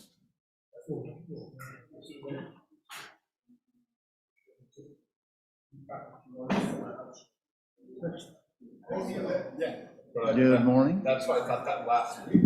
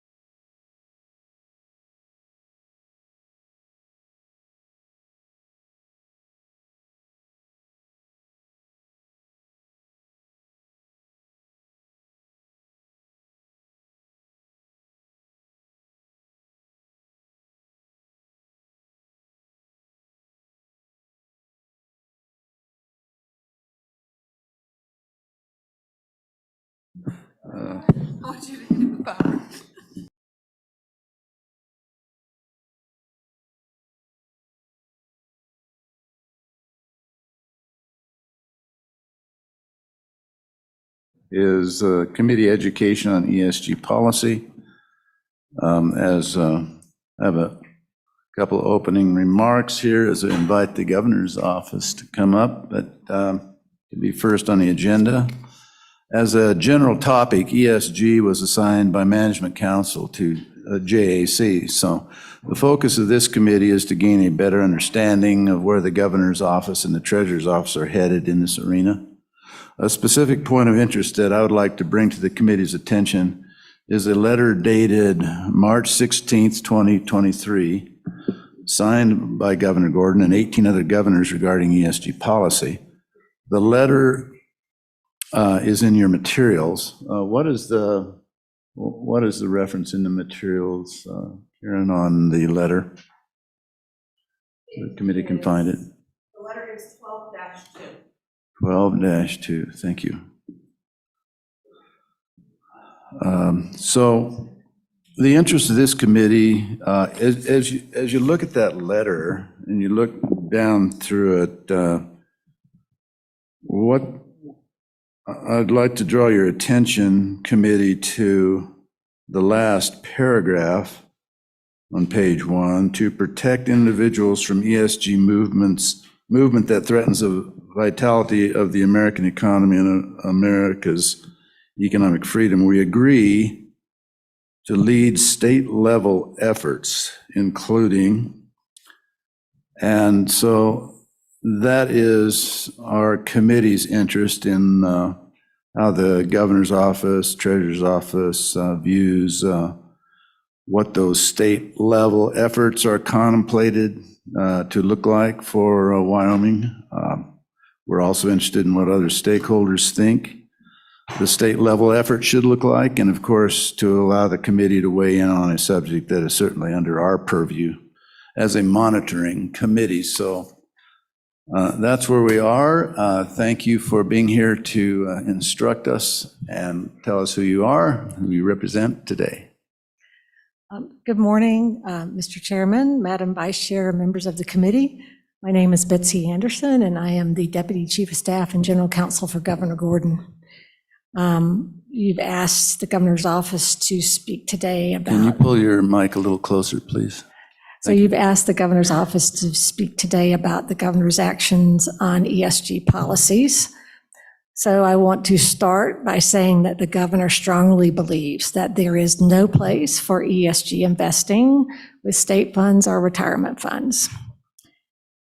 With regards to the governor's actions thus far, as you have pointed out, Mr. Chairman, the governor assigned a letter that is in your materials, and he signed that along with 18 other governors, speaking against the recent Department of Labor rule change, which allows retirement plans to consider non-financial factors when investing trust funds. This rule change would allow pension funds to consider ESG factors, and previously this was not allowed under the Department of Labor rules. The governor opposes this rule change and has signed this letter committing to protect Wyoming from ESG influences. In addition, the governor strongly supports the Attorney General's participation in a lawsuit against the Department of Labor with regards to this rule change. This lawsuit is Texas versus Department of Labor, and several states have joined in. The Attorney General's office is here today to provide information and update the committee on that litigation. The governor does not support the Federal Department of Labor rule change and believes that retirement funds should be invested as they always have been, and in the same vein as the Treasurer's office currently invests its funds, focused only on the potential financial return an investment provides. That is what is in the best interest of retirement beneficiaries here in Wyoming. Other action the governor's taken relates to the state's investment policy. The State Loan and Investment Board is considering language for the state's investment policy, which would require the Treasurer's office to invest solely for pecuniary reasons. And in this context, pecuniary means solely for financial reasons. This would continue the Treasurer's Office current practice of selecting investments only through a financial lens and not promoting any ESG agenda. The governor, along with the other SLIB members, provided comments to proposed draft language at the last SLIB meeting, and the governor hopes to have final language adopted at their meeting in August. Lastly, I would like to say that the governor feels strongly that investment of state funds should abide by Wyoming's prudent investor rule. Currently, by statute and under its investment policy, the Treasurer's Office must comply with this rule that is found in Wyoming statute. This requires the office to, quote, invest and manage trust assets as a prudent investor would by considering the purposes, terms, distribution requirements, and other circumstances of the trust. So, pursuant to the prudent investor rule, the office must make the best risk-adjusted return for its beneficiaries, and the governor believes that this is in the best interest of the state. And with that, I am happy to try to answer any questions you may have. Thank you. Mr. Chairman.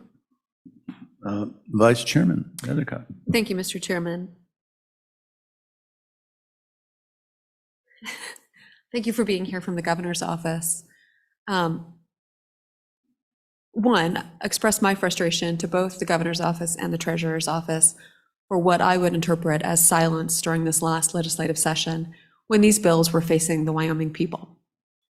And so there was a lack of clear direction or response from our executives and executive branch, particularly our treasurer's office, which the treasurer is here to address, about this issue.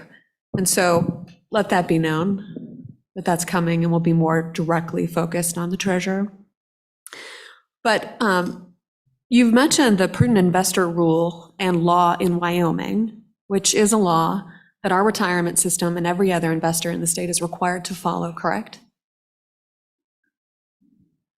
Mr. Chairman, Madam Vice Chairman, any fund that meets the definition of a trust under the prudent investor rule, yes, would be required to comply with all the provisions of that rule. And any fund or trust that is subject to the prudent investor rule would be violating Wyoming law if they considered non-pecuniary interests as part of their investment strategy. Mr. Chairman, Madam Vice Chairman, I'm not involved in the details. I believe there would be some conversation with their client. And now I'm thinking beyond state funds, right? I'm thinking about any and all, because this applies to any and all trusts and even, trustees in private situation. I don't know if direction from a client saying, I want you to consider that is something that they would have to do, but the state, but the baseline and the default of a trustee is that they would have to comply with the language I quoted, which is what is in the financial best interest of the beneficiaries of the fund. And so what I'm really driving at is potentially this premise that I want the people of Wyoming to be aware of and the legislature to be aware of, no doubt we will continue to posture, is that this particular law currently on the books is arguably anti-ESG because it requires fiduciaries and people who are responsible for investing other people's money to maximize those returns based on pecuniary or financial interests, and they have that highest duty of loyalty to them. So this is a strategy against ESG. Is that fair? Mr. Chairman, Madam Vice Chair, yes, the default of the prudent investor rule does default you to a certain policy. This is likely the basis of the Texas lawsuit, correct? Mr. Chairman, Madam Vice Chair, the Texas Department of Labor and the AG's office here is to give more, but they had a traditional rule of just pecuniary interests only, and they did change that recently to allow for consideration of ESG factors, and that change is what we are not in favor of. Right, thank you. Anyone else? Oh, Senator Guru. Thank you, Mr. Chairman. Morning, Betsy. I'm going to start off by saying I agree with everything you said about what the governor stated should be the way we approach our investments in Wyoming. My question is, this change by the Labor Department, which has prompted this letter, is not mandatory on any state to follow. It's a choice that they can have if they so choose. Right now, our law, as the good vice chair just said, is that we follow the prudent investor rule and that we do not follow these ESG policies. Correct? Mr. Chairman, Senator Grew, I'm not sure about the preemption of federal law, those types of issues. I am not versed in that. So I don't know how our law would play in connection with the federal law. You may be right. We may just have state law that governs and our trustees could not look to the Department of Labor law. But if there is some type of preemption issue, maybe they could. And so I'm sorry, I don't have the answer to that question for you. Follow up? Yes. Thank you, Mr. Chairman. I guess what I'm trying to get at, when I read this letter, I agree with our state's position 100%. What I have a problem with is, I think what we should do, and as a matter of fact, as I look over your shoulder, I see the good right treasurer of the state of Wyoming. And we talked about this just yesterday, and he and I talked about it. And I agree when he said that that he wants to follow the prudent investor rule, and I know he's putting forth what I think is a very thoughtful policy with regard to this matter. When I look at this letter, I'm trying to figure out, this is a very political letter. In my view, a very inflammatory letter with regard to certain things about the administration and everything else. You can agree and disagree. What I'm having a problem is, why can't we just do, and what the governor wants to do with this letter, sign a letter, that's his business, none of my concern. But my problem is right now is I want to try to key on what Wyoming's doing. I don't see that anything. Now, in the private sector, what I do with my money privately is my business. Or any other private family trust or anything else, what they do with their money is their business. I'm talking about money that's the state of Wyoming's money, the taxpayers' money. And I know exactly where we want to go with that. And I think we all agree that we want to follow the prudent investor rule, maximize our returns, and resist any ESG policy or any policy that we feel violates the prudent investor rule and the maximum return. Would you agree? Mr. Chairman, Senator, yes, I believe that is the governor's stand for the investment of state funds. Thank you, Mr. Chairman. Committee, anyone else? This is your chance to learn where we're headed from the governor's perspective. I have a question about the vendors of the state. How are you approaching the people that we do business with in this area? Mr. Chairman, right now, again, it's just there is no state policy about who you can contract with based off of ESG policies when it comes to contracting and procurement procedures right now. So the governor's office isn't taking ESG into account right now. Is that what you're saying in relation to vendors? Mr. Chairman, it is a consideration and it is a factor. Like, for example, when investment managers are interviewed by SLIB, and again, I'm back to the investment world. You're talking about broadly any and all contractors, but just to give an example, I do know that, and I've been there, the board members do ask that question. They do ask, hey, what are your issues? Are you, we understand you have some policy about, fossil fuels or something like that. And so that is a consideration that is looked at, but I am not aware that it is put in state policy about who you can and cannot contract with based off of ESG policies. And, I think some of the concern becomes that the size of our state, it's easy for vendors just to say, well, we just won't do business in that state because it's too difficult. And so we have to be careful that we are able to contract for the services that we need. Thank you. Anyone else? Senator Guru. I just want to make sure I understand. We're against investing in with any fund managers or any companies that don't adhere to the prudent investor rule or embark in policies that are political in nature and not following those guidelines of the prudent investor rule and the guidelines that we've set forth already in our rulemaking. It doesn't matter one way or t'other as far as what the political belief is, or whether I personally agree with it or someone else does or doesn't. If it violates those prudent investor rules, we don't do it. Correct? And I'm sorry, Mr. Chairman, I'm not following your Well, question. I just from what you just said, as far as what you just said, that your previous testimony.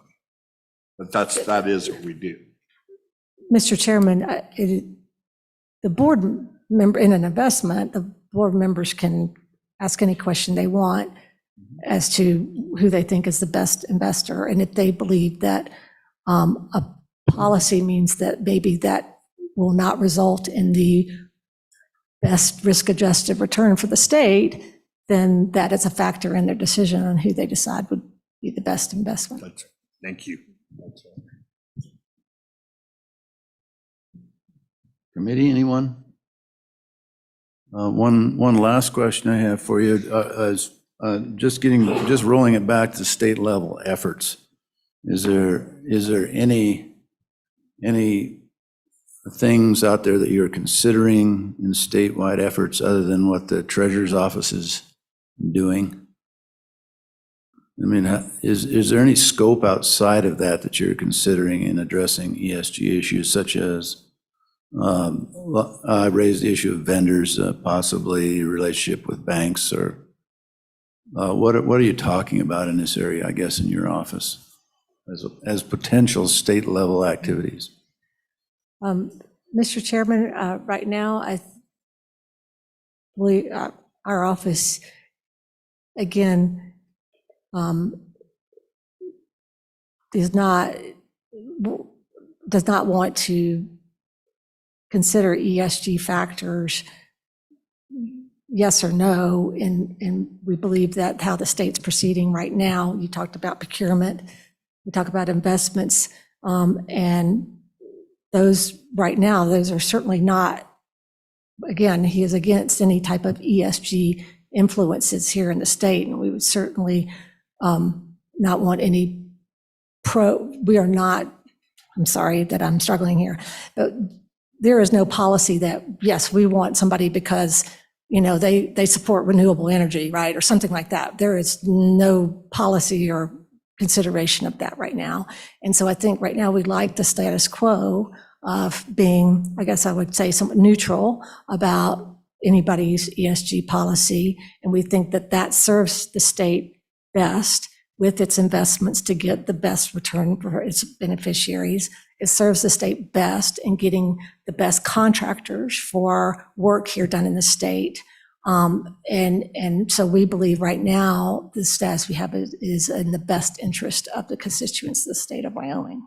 Okay, thank you very much. Anyone else have any follow-up questions? Thank you, appreciate it.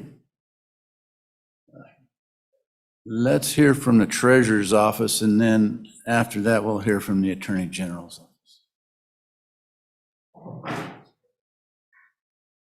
Welcome. Thank you for the opportunity to talk about a topic that the Treasurer's Office has been, I think, very engaged in, and for probably about the last 3.5 years, mainly in a organization called the SFOF. I think it's the State Federation of Financial Officers. And if you'd like to see what they're trying to do, you can go online, see what they do. They've got one little video that really puts their point across, I think, fairly succinctly, that says ourmoney.ourvalues.com. And there's a lot of red meat on that one. So if you like ESG, you won't like that video. So just forewarned. As far as our efforts of what we did, what was the name? What was the name again on that? SFOF is the organization, and the video that they have out there that you can go to is ourmoney.ourvalues.com. And like I say, there's a lot of red meat on that video. What we did last year is that we testified fully in front of the Senate Revenue Committee. Senator Beitman had the bills on the Senate side. And so we spent a good deal of time there, I guess, looking at the things that were problematic in that draft that he had. And the two things that were problematic, one was the fines associated, that would be fines that would go to our vendors if they were so-called a bad ESG actor. It was a little hard to determine what a bad ESG actor was as far as a definition. It was fairly subjective. And then also our investment professionals would also get a fine of, I think, 2 or 3 times their salary. And the same thing with the managers. They would have to rebate their fees that they had and a multiple of those. So those were the things that were really, really problematic. The Senate, to their credit, took those out, and so I think the folly of that. We didn't, after that got into the shape where we felt that it was reasonable to proceed, and if we needed to work on it, go to the House. A couple of discussions with the sponsor, and then when it got into the House, it was a different story. The legislative process worked in the Senate very well. I think a lot of people were heard, and I think it moved forward quite well. When it got to the House, what happened was that there was Mr. Chairman. and I guess Representative Walters was there during that Appropriations Committee. From what I understand was that there was a substitute bill prepared by the chairman. Since we were all there, Mr. Chairman, Yeah. can we maybe focus our attention to the questions that the committee has, since we all were live and present for the process? Yeah. And so I appreciate the explanation of what occurred during our legislative session. I don't know that we need a play-by-play of it now from your opinion of what actually occurred or what actions we took. Do want to know your opinion of whether or not the Senate version of the bill, if you supported that bill having come to law exactly as amended by the Senate as it passed over to the House. Did you support that if it had become law without any House changes? There were some areas in there that I thought we might look at, exactly. So it wasn't perfect, is that correct, when it came out of the Senate? Well, it was something we could work with when it came out of the Senate. And can you identify more specifically what additional amendments or changes needed to have been made in the House that you would have found acceptable? As far as, there were some areas there that, and this is, I guess, my personal preference in most legislative areas, the intent section has no statutory authority. It's just a section, whether it was this bill or any other bill, that kind of rails about the woes of a bill or the benefits of a bill. And when you put intent in a statute, it seems to take up a lot of floor time with discussion, and it has no effect. And so, that was one of the things that I would think that would have been reasonable for the House Appropriations Committee to delete that. There were some other areas there. Treasurer Meyer, I might just interrupt. The scope of our committee is fairly limited to how you view the state going forward, how you view this topic in terms of where your future plans are. Yeah. Well, So I think the vice chair makes a good point in the rehashing of what happened before isn't really the focus that we are interested in where you're headed and what your plans are to address this area, if you wouldn't mind, please. I think just briefly, because I was asked the question, I want to fully answer the good co-chair. Thank you, Yeah, there's something about 100,000 versus a $10,000 limit on contracts that I think 10,000 was too small. What we're looking at, and I think you guys have it in your pamphlet there. And so we go in and I don't know if you want me to read this, so it's for the record so people can understand it out there, or whether you want me just to jump into some of the highlights on it. Let's entertain a question from Representative Larson first here. Thank you, Mr. Chairman. I think my question would be more appropriate after we hear the comments of the treasurer. My apologies. One thing I do want to follow up a little bit on your questions before I get into this from the Governor's Council. Really the crux of this, and whether you say pecuniary and non-pecuniary, is in how you define fiduciary. And that is the problem that we find in what's going on all around the country. And with the Texas lawsuit, that was because they are not so much, they were trying to redefine what fiduciary was. And it's impossible to represent all of the beneficiaries if you go into subjective areas such as ESG, where maybe 45% of them agree 100% for climate change, maybe 55% or 100% against it, or maybe it's flip-flopped. But I do know one thing, not 100% are for it.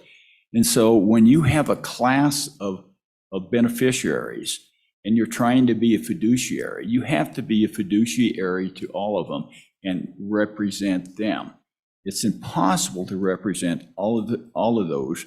And if you look at ESG standards, because some people are going to love what you do, some people are not going to be enamored with it at all.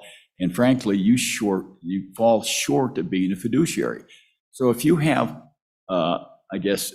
either regulation or statutes, federal or state, that says you're going to do something that is subjective, then you cannot necessarily represent your beneficiaries. Now, the common denominator is money, and whether it's pecuniary or non-pecuniary. So that highest return on a risk-adjusted basis is the common denominator, and that's what defines our responsibility as a fiduciary. And as a fiduciary, that segues into that we have to be prudent. And that goes into the prudent investor rule as we have defined it in the statute. So that circles the wagons, and therein lies the problem, is that it takes away the trustee's ability to be fiduciaries when you have that subjectivity. So we're trying to relieve ourselves from the subjectivity that we have in our ESG statement. And this is how we basically did it. We are as black and white as far as pecuniary and non-pecuniary. And we have, I think, the definitions that we can understand and implement in our proposed IPS.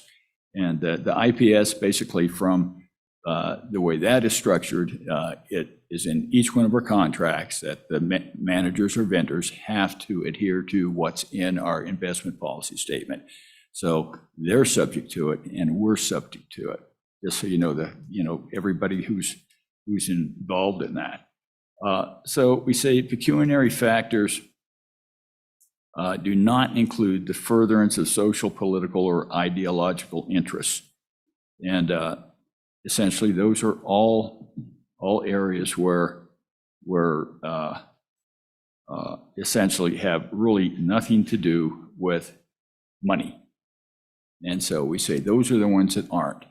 Now, there was an attempt at the last SLIB meeting to modify that to just say, add ESG. It was at the last hour. I was hoping that we'd get all of our amendments, a good month and a half before then, so we could work it in. And we'll eventually get to it in August, I think. We'll have time to actually make sure people show up and do what we can do with them. But essentially, and then we say and this is a little hyperbole here, but I think it's true that non-pecuniary factors do not provide confidence of increased returns or lower risk, and conversely, they may be cause for alarm and concern. And non-pecuniary diversions from fiduciary responsibilities will most likely result in lower returns and increased risk, resulting in less funding available to the state of Wyoming in general. Now, we cross the line perhaps a little bit when we say the state of Wyoming in general, because we, basically, I guess, take the responsibility of being a fiduciary to the general fund and the revenue that's generated, essentially, from all our other sources. So we felt that we had some responsibility to the total budget of the state of Wyoming, from the standpoint that everybody that needs money in the state, it really can come back to where we can at least opine to these different individuals who are costing the state money. And in some ways, you can do more than opine. You can sign on to different letters with people, as the governor has done, and you can sign on to lawsuits to try to right the wrongs that you think that are there. So those are areas there where we went a little bit beyond just our trustees, but we figured that we have that duty to the citizens of the state of Wyoming. So we opened the door a little bit. Can you inform the committee of, where SLIB has moved with the SLIB policies, where those new changes or how those affect this area? I know there've been recent changes to the SLIB policies and this Where ESG. what we have here, that what we have opposed, where that's going to affect the changes in the SLIB policy? Right. Yeah, okay, all right. Well, the first thing I think where it's going to affect is that we will start the, I guess, maybe a closer look at how our proxies are voted. And that's one thing that I think will be a big plus. And I can tell you that there's been, I think, a groundswell, a change in some of the people that were perceived bad actors. BlackRock, for one.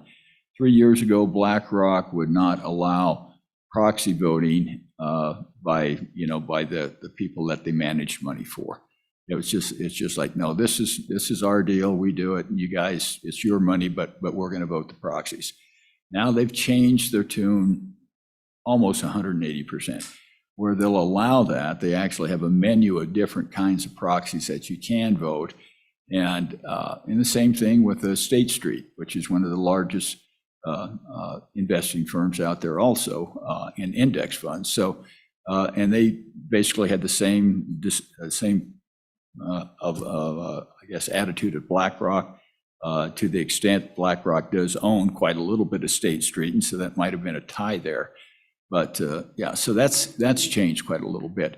So I think we're going to have the ability to actually do that. And so we did pass one area that allowed the treasurer to hire a proxy manager. I think the governor's office wants us to do a little bit of wordsmithing there to get it back into the same way that we hire other managers.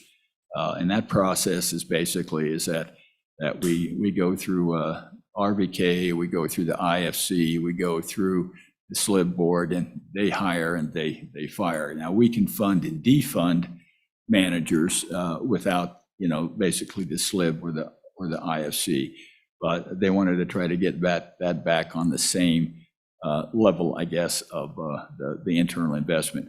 From my perspective, I don't know what value some of these steps take. They take some time, but when we've needed to move fast, we've been able to call special meetings of the SLIB board and get some things done. Otherwise, it's a fairly long project, but we're hoping to get that moving it along as fast as we can, and maybe have everything set up the normal way that we do it through the process for the treasurer's standpoint. So in August, we could go ahead and get the manager on board. Okay. Any questions? Yeah, Senator Guru. Thank you, Mr. Chairman. Good morning, Treasurer Meyer. Good morning. I was going to ask about this ESG policy, but I want to go back to something you just talked about BlackRock and what their policy was before and what their policy is now with regard to proxy voting. Would you say that maybe that change, that enlightenment that BlackRock came to had something to do with the fact that some of their clients, like the state of Wyoming, said that maybe they should take a look at that policy and change it? In other words, that we, as the state of Wyoming, or you as the treasurer of the state of Wyoming, maybe had a positive effect on that change? We had conversations with them, saying that, that there's some things that they had done, and in particular, they put, I think, 2 board members on through their voting power on one of the major oil companies, which had a huge, their best new oil field was in Southeast Asia. And essentially, through those 2 new board members, they divested of that oil field in Southeast Asia, and I think started buying charging stations. And they sold it at a discount. And voila, it was a Chinese petro that bought it, and BlackRock had 8 to 9% of that. So, there were some things that BlackRock has did that, they do a lot of things, and they do a lot of things that are a little suspect, but I don't think that we really did it. But there were some members of the SFOF, I believe, the treasurer of Pennsylvania, she basically took, I think it was $865 million of index funds and totally divested of them with the snap of a finger. But that's something that, we have a process when we go through things. That's something that I could do, but it's one of those things that it wouldn't be a prudent thing for me to do. But Riley was able to do that, and other treasurers across the land, the same thing that happened in different Texas, Florida, different ways.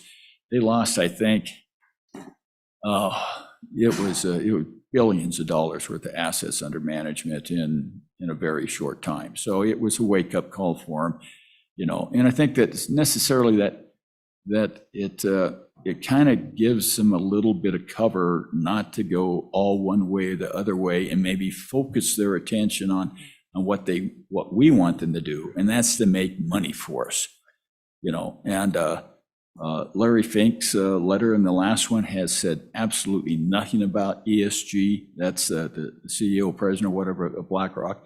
And the year before, his whole letter was about ESG and what they were going to do to implement things. So I would say that the pushback has allowed companies the flexibility to make financial decisions rather than social decisions. Any follow-up? Yeah, a follow-up? Yeah. Thank you for that, and thank you for that explanation. Although just as a comment, I think you sell yourself a little bit short. So many times in this state, we're a small state, low population. Sometimes it's hard for us to get heard in the noise out there amongst larger states. But this is one field with the amount of money, the billions of dollars that you have under contract out around the country in investment vehicles, where we do have a big say, and we do have the ability to move the needle and punch above our weight a little bit based on, in this sphere, that we actually are a bigger player. Yeah. And the one thing that magnifies that is that the SOF has, I think, they're growing by leaps and bounds as far as the number of states. I think they're over 30 now, and assets under management is over 3 to 4 trillion of all the states involved. And so that's a substantial bell that's rung at, that's going to be rung at some of these different different proxy battles for board positions and for governance. One more, Mr. Chairman? Sure. So my question is, leading up to this policy that I have in front of me with your name on the top, which I think is very well written. I don't agree with every word of it, but I think it's very well written, very well thought out. Wouldn't you agree that a policy adopted by the SLIB board along these lines might be more, let's say, more usable for you and for investment decisions made by IFC and all the other groups that do and what we put in towards you than necessarily legislation? That this policy might get us to where we need to be at this point in time and in a better way. I think it's more flexible. We got enough meat on the bone to, I think, actually implement it. Now, there could be other things that you could put on there that necessarily define what bad ESG is, because there are some things that we may want to, I guess, develop in our state that may, in some people's eyes, be considered, ESG, and there's no acceptable ESG. From my perspective, if it's a windmill project in Wyoming and it's bringing in tax dollars, and then that's probably something that I would say, that's an acceptable investment. Where other things that just when you get into governance, there are some things that just don't make a lot of sense. So, I'd like to keep it as clean as possible. If we add ESG, so we've got ESG, in the title of this thing. So that's what it's about. We have one part that's an implementation phase in here, but there's a move to put ESG in the implementation phase. I think that kind of muddies it a little bit.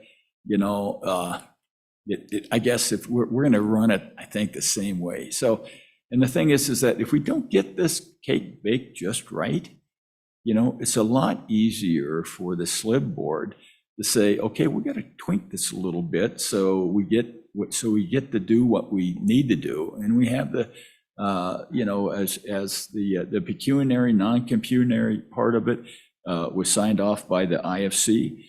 That was, I think that was one thing that they did agree on, entirely. So, they didn't look at the whole text of this, but that concept, I think, was signed off 100%. So, it's more of, as we were talking yesterday, we have the investment professionals looking at it. But I do want to touch on one thing that just scares the living daylights out of me, is that if we get into a situation where we can't invest with our top tier private equity investors, if for whatever reason we get in a situation where we alienate a lot of our top tier people, then we'll never get those folks back. Because we were, it took Matt Schmgosh and Patrick, 2 to 3 years to get those top people on board. And, they got easier and easier because those people talk to each other. And so when you're in the club, you're in the club. And it's easier to stay in the club and to build your network. But when you're out of the club, you have no network to build on. So, we're trying to walk this thing through, and then we're walking our implementation through. We're not going to you're out of here. We're going to have some discussions. We're going to try to do what we can with proxies at the board level. And then, at the beginning, we'll start looking for alternatives that are just as good as the ones that we have, or even better. And they're out there. One of the things on BlackRock is that we know that we've got starting in July 1, we'll have a year on our quantitative on small cap. And we got $80-some million in BlackRock. And so we're doing much, much better than BlackRock is doing. So we can bring that internally and we can actually, save commissions and make more money. And that gets right back to what Patrick and the team and we've been doing from the get-go, trying to figure out how do we do it internally, make the money, save the commissions, and make the state more money than they got.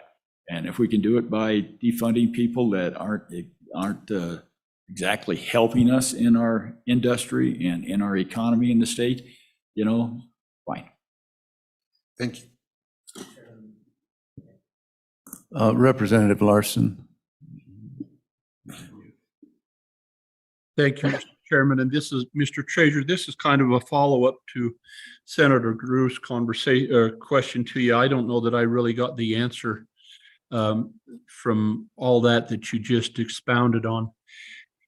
So let me preface my question by saying over the last few years, there's been extensive conversation in this committee about drawing a distinct line on government legislative or executive branch overreach into the investment policy, that we need to have a black line there and we keep the politics out and let the investment committee for the best interests of the state. And I think that we're trying to understand that and do that. And so if we were to do some, as we consider this ESG conversation in this committee and in other committees, as you well know, if we pass a bill, then you lose that flexibility that you just commented on with Senator Gru's question, and you may or may not like what we do.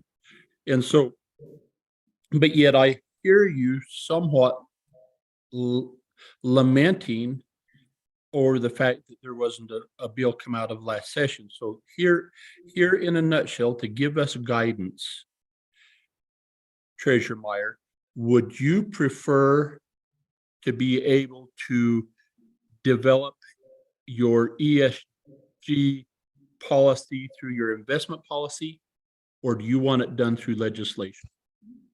Well, Mr. Chairman, I think that we can do it through our investment policy, and I'd prefer to have that flexibility rather than legislation.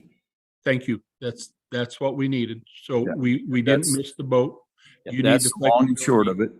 That being said, Mr. Chairman, there are areas that are purely policy decisions that have nothing to do with investment. And those are areas that I'd feel reluctant about moving down those, even though I agree with them 100%. Those are areas that if the legislature sees that part of it lacking, that's up to them, because you guys set the policy, we implement it. But in ESG, I think that we can do a good job getting this ball rolling. All right, anyone else? Senator Steinmetz. Thank you, Mr. Chairman. I just have a question about the Prudent Investor Law Rule Act, as it's said in the statute. What level of protection does that provide, and how will your proposed statement or rule in the office interplay with that? Yeah, Mr. Chairman, the Prudent Investor Rule is really the protection to the beneficiaries of all of the trusts. We have to circle the wagons and go back there. We also have a statutory requirement to get the highest risk-adjusted return. And I'm trying to change that to the highest return on a risk-adjusted basis, because when I say highest risk, most people say, well, why are you using so much risk? So I want to try to change that around so it's the highest return on a risk-adjusted basis. It's the same thing. It just highest risk just scares people if those are the first two words that come out. Follow up? And how do you feel your statement interplays with that at all, or does it? Oh, with the highest risk? Well, Yeah, with we're bound to the prudent, to all the statutes and rules and regulations. We say that in our statement. So anything that, our investment statement can't really trump the rules, statutes, and anything else, but what it does is that it acts as a communication to all of our vendors and managers. So they don't have to read the statute book to know, and it's in all of our contracts. So, even if that law would have passed last year as it came out of the Senate or slightly modified to tweak it to improve it a little bit in the House side, we would have probably had this type of a statement in there anyway, because this is a conduit of communication with our managers. Okay, one last question, Mr. Chairman. So you're saying that you have the statutory framework you need. You don't need anything else from us? Yep, I don't believe I need anything else from you. There are probably some things that you would like us to pull money out of because but basically this is, we say that we don't want our managers to do something that's political, social, or ideological. I'm sure there's political, social, or ideological things that people would love us to consider to pull money out from, and in a lot of ways, I agree 100% with that mindset, but I know that it's not good for our beneficiaries, and we could not be fiduciaries or follow the prudent investor rule if we walk down that path. Okay, thank you. Thank you. Any other questions? Any other questions for the treasurer? Thank you very much. Appreciate the update. We'll be anxious to see how the proxy part of this works out. That's an interesting piece that you have going there. Yeah, well, keep up with that SFOF if you're interested in what's the counterbalance on ESG. These guys are making a lot of waves. The bad thing is that their national thing is exactly the same date as our treasurers conference. So Oh, shoot. Okay.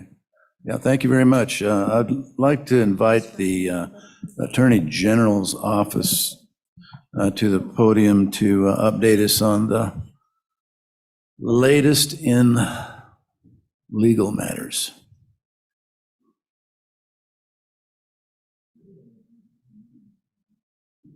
Introduce yourself.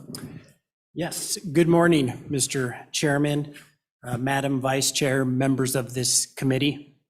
My name is Ryan Shellhaus. I'm with the Attorney General's office, and I am here today to provide a brief update on the lawsuit that was filed against the United States Department of Labor back in January. As you know, Wyoming joined a coalition of 25 states back in January, and the coalition filed a lawsuit against the Department of Labor challenging its new rule, which expressly authorizes ERISA fiduciaries, 401k managers, to consider and promote non-financial objectives or non-pecuniary benefits when making investment decisions. The rule allows those managers to direct their clients' money to ESG investments rather than focusing solely on financial or the pecuniary benefits and objectives, or stated another way, the best financial interests of those beneficiaries. So currently, our coalition of states has filed a motion for preliminary injunction in that lawsuit, along with a motion for summary judgment, which is essentially a brief on the merits regarding that Department of Labor rule. We have asked the court to vacate and set aside that Department of Labor rule and declare that it does violate ERISA and the federal APA.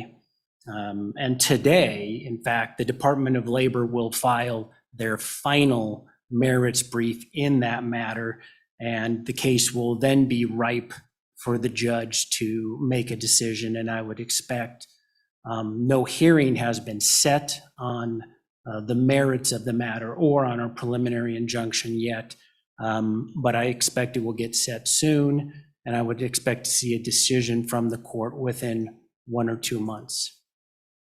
So that's a brief update. Yeah, thank you. Committee, do you have any Mr. Chairman? questions? Yes, go ahead, Vice Chairman.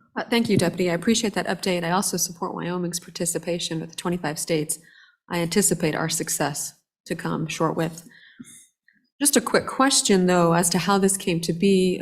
Did the Department of Labor go through the proper rulemaking process?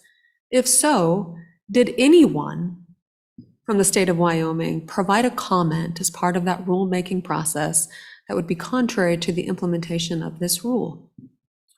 Madam Vice Chair, I do not have an answer. I mean, one of the arguments, in addition that it violated ERISA, but that they didn't follow the proper APA at the federal level. So one of the arguments is they did not follow the proper federal APA. But as far as the other part of the question, I cannot answer that. Mr. Chairman, follow up.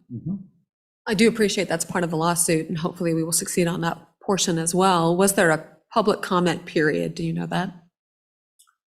I believe there was a public comment period.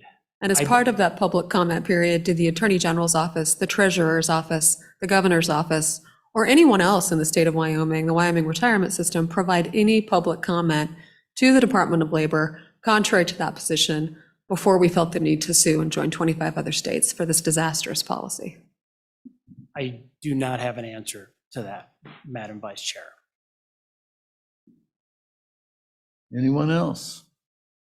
Senator Grew. Good morning. Just one quick question. Do you know, and if you don't know off the top of your head, if you could let us know, advise us after this meeting, how much money we've spent so far on this endeavor? Yeah, money from the Attorney General's office, dollars spent. Attorney, well, you just, whatever the just general cost. Mr. Chairman, Senator, just the time in the office for the attorney time. So my time. Follow up? Thank you. Anyone else? Thank you very much for the update. Appreciate it. Any other agencies want to weigh in on this topic? Agencies? Any testimony from the public?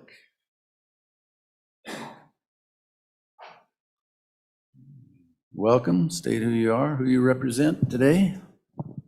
Good morning, Mr. Chairman, Madam Vice Chairman, members of the committee, Pete Obermehl with the Petroleum Association of Wyoming. Appreciate the opportunity to be here today. I do have 8 slides that I want to run with you, if that's okay, Mr. Chairman. I think perhaps they have them that they can share. If not, I do have paper copies for you. Thank you so much, Brian and Ian and Elsa, because they're always on top of it. So you can go ahead and go to the next slide right away. So, Mr. Chairman, what I want to focus on is I appreciate the discussion, listened to it yesterday and today about the importance of our investments. Interested in the theme of the discussion about how our investment portfolio is, as it moves into the future, is intended to somehow replace or recover from the supposed loss of revenue from the minerals industry.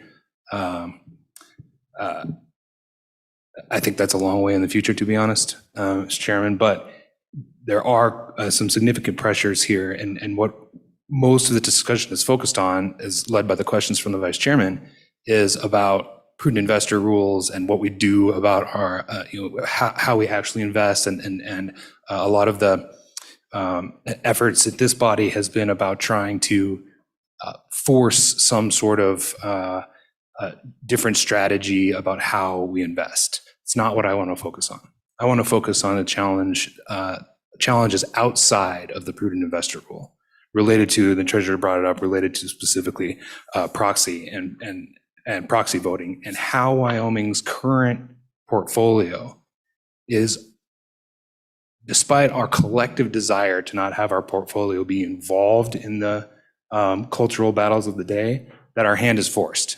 It already is involved in the battle, and in some cases it's been being used against what I believe is appropriate strategy for Wyoming. So I'm going to cover a couple of things, and then I'm happy to take questions. What I've provided for you here on the screen is I'm just going to go through a couple of things. There's very helpful reports about, during the proxy voting season, investors that vote for shareholder resolutions, and those shareholder resolutions in the climate well, in all ESG, but in climate in particular, I'll focus on, have been growing and growing over the past decade. In 2023, 542 shareholder resolutions in total on ESG. 160 of those were climate related. And they're basically broken down into those four categories: emissions, finance, underwriting, retirement plans, and political engagement. I'm only going to talk about the first three of those. Political engagement is not really necessary for our purposes today, but interestingly, what that is efforts for these activist investors to try to pressure companies to not engage in their First Amendment right to political activity and political speech. Next slide, please. So the first one I want to talk about is emissions and disclosure targets. So it's a little hard to read, but you can, I can certainly send this to you later. These are shareholder resolutions brought during this proxy cycle about emissions disclosures and targets. They basically break down into two categories: disclosure and targets, as you might imagine. Disclosure is really not that big of a deal for the most part. Most companies already do that, and at least in my area, and disclosing emissions is fine so far as it goes. The issue that for us are on these emissions targets. These are actual commitments and goals to meet certain requirements by certain timeframes. So you can see on the column on the left, these aren't just oil and gas companies or energy companies. They range from obviously from those, but to Costco, to UPS, Quest Diagnostics, and those sorts of things. And the difference is that if you look at some of those that say adopt Paris compliant strategy to cut GHG emissions, most of those are in a certain time frame. So go to the next slide, please. Here's some of the language, actual quoted language from some of these proposals. 17 separate proposals for various companies would require the company to issue near and long-term GHG reduction targets based on the Paris Climate Accord. But more notable for us, in particular, and my members, are the number of proposals about Scope 3 emissions. So real briefly on Scope 3 emissions. Emissions are broken down into three categories: Scope 1, 2, and 3. Scope 1 is the emissions that your company directly emits from your direct operations. Scope 2 includes your vendors and the supply chain in order to do what you're doing. That's Scope 2.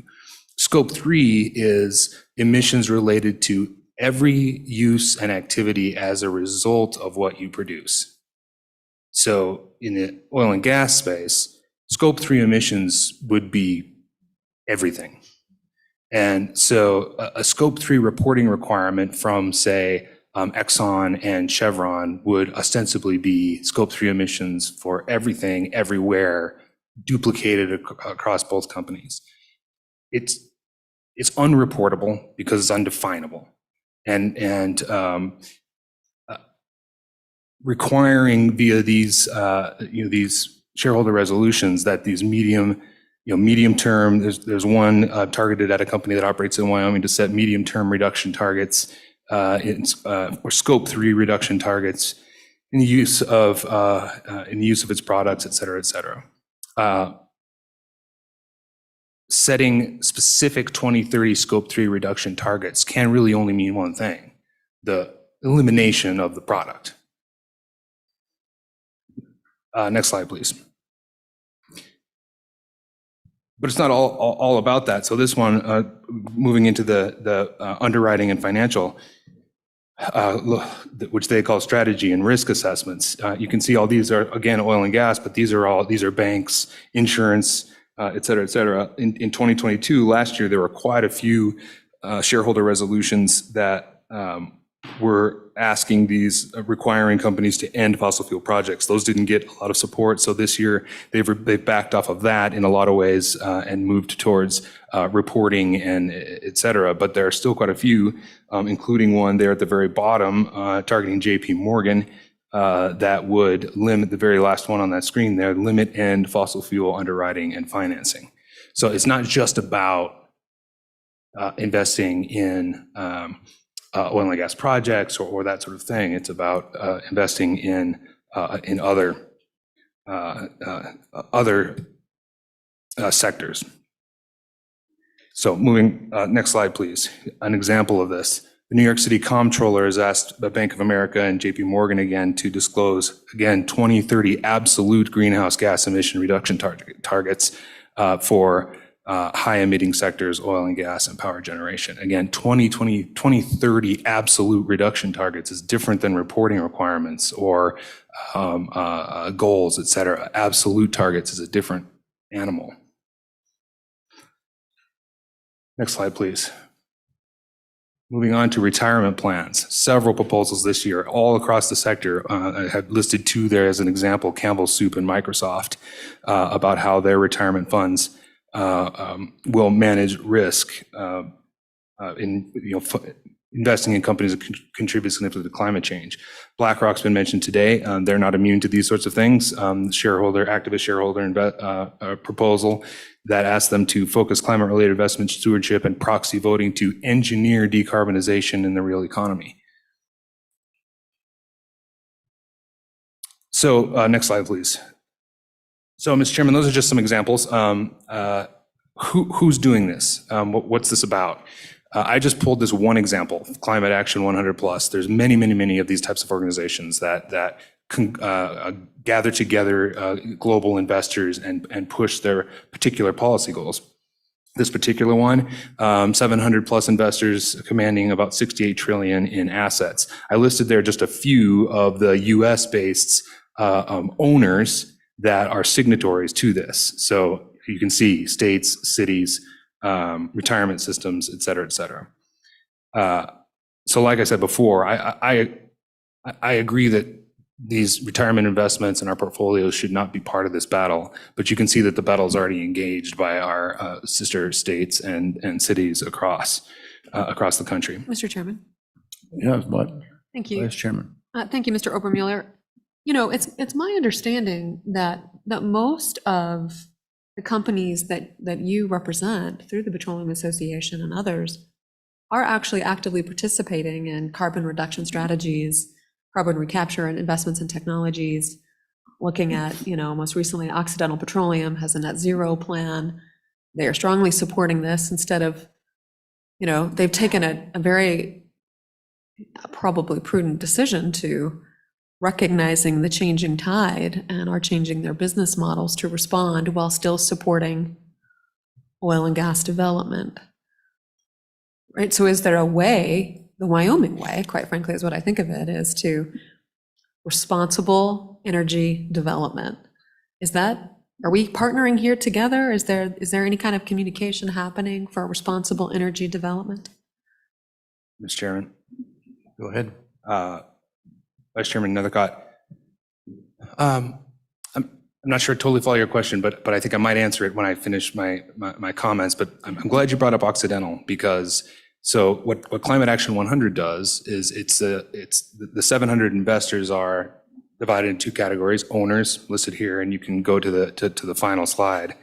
I think there's one more slide. Perhaps the most important slide, so thank you. Yeah, I appreciate that. Owners that I listed before, and then managers. And the companies, the 100+ is actually companies that these investors are targeting for change. Occidental is one of them. You mentioned that they've changed quite significantly. They're widely considered one of the most progressive companies. Climate Action 100 gives them a failing grade. So the might of all of those combined ownership is pushing companies like Occidental to do things that I believe aren't compatible with actual sustainable development like you're talking about. So you switch gears over to management. These 12 listed here are signatories to Climate Action 100. They are also managers that command about a third, a little less than a third of the market value of Wyoming's assets. So now let me be clear. I think that's a problem. But I also think that all of these funds, all of the people doing these funds, and even the ones that I disagree with as a matter of policy, they're playing by the rules, as you have mentioned. And the great flaw of many of the bills seeking to push back on activist investing are seeking to insert big government bans, just big government bans that we like. I'm not a big fan of that. There are free market principles at play. And I think if the shoe were on the other foot, we would oppose big government bans. So I'm not suggesting that. What I'm suggesting is that Wyoming's investment portfolio, which was built pretty near entirely on mineral production, at a minimum should not be used as a pawn on behalf of activists, and that we can and should be more intentional and active in making sure our managers are aware of and adhere to our guidance. Now, I believe, because maybe I'm more trusting than I should be, that the managers listed in that slide, if they're given the opportunity and they have clear guidance from our treasurer's office, that they could very well shift resources around. I think, Senator Grew, I think you mentioned the impact that states like Wyoming and Texas and others have had on that behavior just by, Texas publishing a list made a difference. We can debate the rest of that bill, but having a list of things and then clear guidance about what to do if you're on that list has changed some behavior there. And so I think that the treasurer is onto something with his policy. I think if, from my perspective, if that policy were strong enough and that we're adhered to, and that there might be some oversight from this committee or other committees, that would satisfy it. That legislation wouldn't necessarily be required. But I do think what I worry about in the conversation of we have the prudent investor rule, it's already illegal, all that kind of stuff, is that we just sort of we don't take seriously what's happening here, and we don't take the time to make sure that at the very least, Wyoming's portfolio isn't used against us. Thank you, Mr. Chairman. Thank you. Senator Guru. Thank you, Mr. Chairman. Morning, Pete.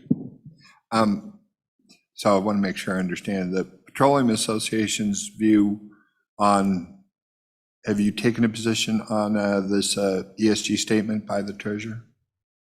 Mr. Chairman, Senator Gru, I don't think that it's finalized. So I know that they, at the last SLIB meeting, they were going to take it back and do a couple of tweaks. Once it comes out, we'll have a comment. Okay. Follow up? Yes, sir. And I'm not trying to do this as a gotcha question, because I'm really not. I'm just trying to point out sometimes some of the danger of absolute statements about these types of things. You're the director of the Petroleum Association of Wyoming. How many members of the Petroleum Association of Wyoming companies have an ESG policy? Mr. Chairman. Go ahead. Senator Grew, I know where you're going here. Pretty much, I think every publicly traded company does, and many, many private companies do, which is why, if you might indulge me, I think what I've really struggled to articulate, I think, over the past few months is what I said before, that I'm not interested in banning investing in anything. If people want to invest in net zero or 2020, 2030 absolute targets, those are the rules of the game. And I'm a free market guy about that. So, from the Western Wyoming perspective, where we've got, a company using blockchain to track their sustainably sourced gas and be able, using blockchain to be able to prove, to trace back for their customers who really care about that, exactly the molecule and where it came from and how it got there. Awesome. Fantastic. Totally supportive of that. But what I'm saying is, our portfolio is already being used in different ways that actually go further than that seek to end the production. And I just want us to look at that, not to ban anything. That's all I'm saying. Mr. Chairman. Follow up. And And that's exactly my point. And I couldn't agree with you more on that. And that's why I'd hate to see us do something that had the unintended consequence of not being able to invest in companies who may be part of the Petroleum Association of Wyoming, who might be doing it right, working towards the same goals that we are. Because they say they have an ESG policy. And so that's why I asked the question. Like I say, it wasn't a gotcha question in that way. It was I agree with you. I think we're in violent agreement. Thank you, Mr. Chairman. Mr. Chairman? Go ahead.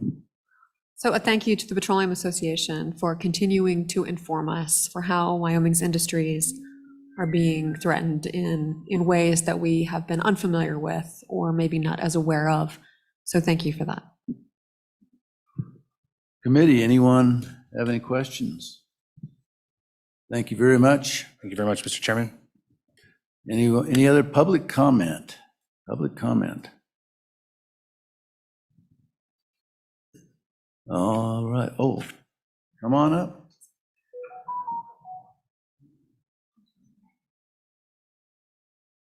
Welcome. Thank you, Mr. Chairman, members of the committee. Scott Meyer on behalf of the Wyoming Bankers Association. I think that these policies that we have are all very well intended, and we very much support those. I think that some of the interesting things that I'd like to just point out, and especially after watching Mr. Obermuller's slide presentation, is that the problem that we sometimes see with some of these policies is, as I think as Senator Giroux said, we got these unintended consequences. So I think on behalf of the bankers, I'd like you to know that some of those banks that are listed on there, which are my members, are probably actively investing in and supporting and loaning money on extractive industries. It doesn't mean that they're not going to change their policies at some point in time or how they want to do business. But keep in mind that if we just focus on this energy sector for just a minute, way back when, we burned a lot of wood. We didn't switch to coal because we ran out of wood. We switched to coal because it was much more efficient. We didn't run out of coal, so therefore it required us to use oil and gas. It was much more efficient. We're not running out of oil and gas to do things that allows us to have either renewable industries like wind or solar or even nuclear. Things do change, and it's our position that they all change just for the right way according to the market without having any government influence. But apparently there are other people that want to make sure that they have that influence. But just because a bank may say we want to try to do something different, that doesn't mean that they're not going to support the industry. It's going to be the market that drives that, which I think is where it should be. And hence we do support those policies and procedures that have been outlined by this legislative body and by the Treasurer's office. We think they're great. But the thing that comes into kind of focus a little bit is that, as I mentioned to some folks at the Wyoming Business Alliance, the key to it is making sure you're focused on what you're trying to do. You're sighting in on exactly what you're doing. In Wyoming, we like to go hunting and fishing. So if you go out and buy yourself a new rifle and you take it out to go deer hunting and you shoot and you keep missing, maybe the problem is you never had the rifle sighted in. Maybe what this legislative body and what the Treasurer's office needs to do is sight it in exactly what we're trying to stop instead of trying to use an overall policy. When you have an overall policy, as I mentioned to before, to various committees, is that you could say we're not going to have this policy and we don't want these kind of investment people in there. And we don't want them, the proxy thing is a great thing, but we don't want to have these kind of policies by the investors. But understand there's only a few folks that can actually do this. And I think Mr. Fleming was pretty clear on that there's only certain areas that they can do. And while we support that, and we understand where you're coming from, your Wyoming community banks cannot backfill on this. We don't have the resources or the ability to backfill to say, well, we'll help the state of Wyoming. We'll start doing these investments. There's nobody around that can do that. So we encourage these policies. We encourage the focus on ESG, but understand from your Wyoming community banks, our objective is we want to be able to lend money and do business with anybody that's a legally authorized business. And so whether it's firearms, whether it's oil and gas, whether it's anything else, as long as it's legally authorized and it makes business sense to that particular bank, then we support that. And with that, I would stand for any questions. Committee, anyone with a question? Senator Guru? Oh, none? How about anyone else? Further, yeah, thank you very much. Thank you. Any further public comment? All right, well, thank you all for the testimony you brought to us today. It's very informative, very enlightening, and met the objective of what this committee wanted to learn today. So I appreciate all of you being here. And with that, we will break for lunch, and we return at 1:30.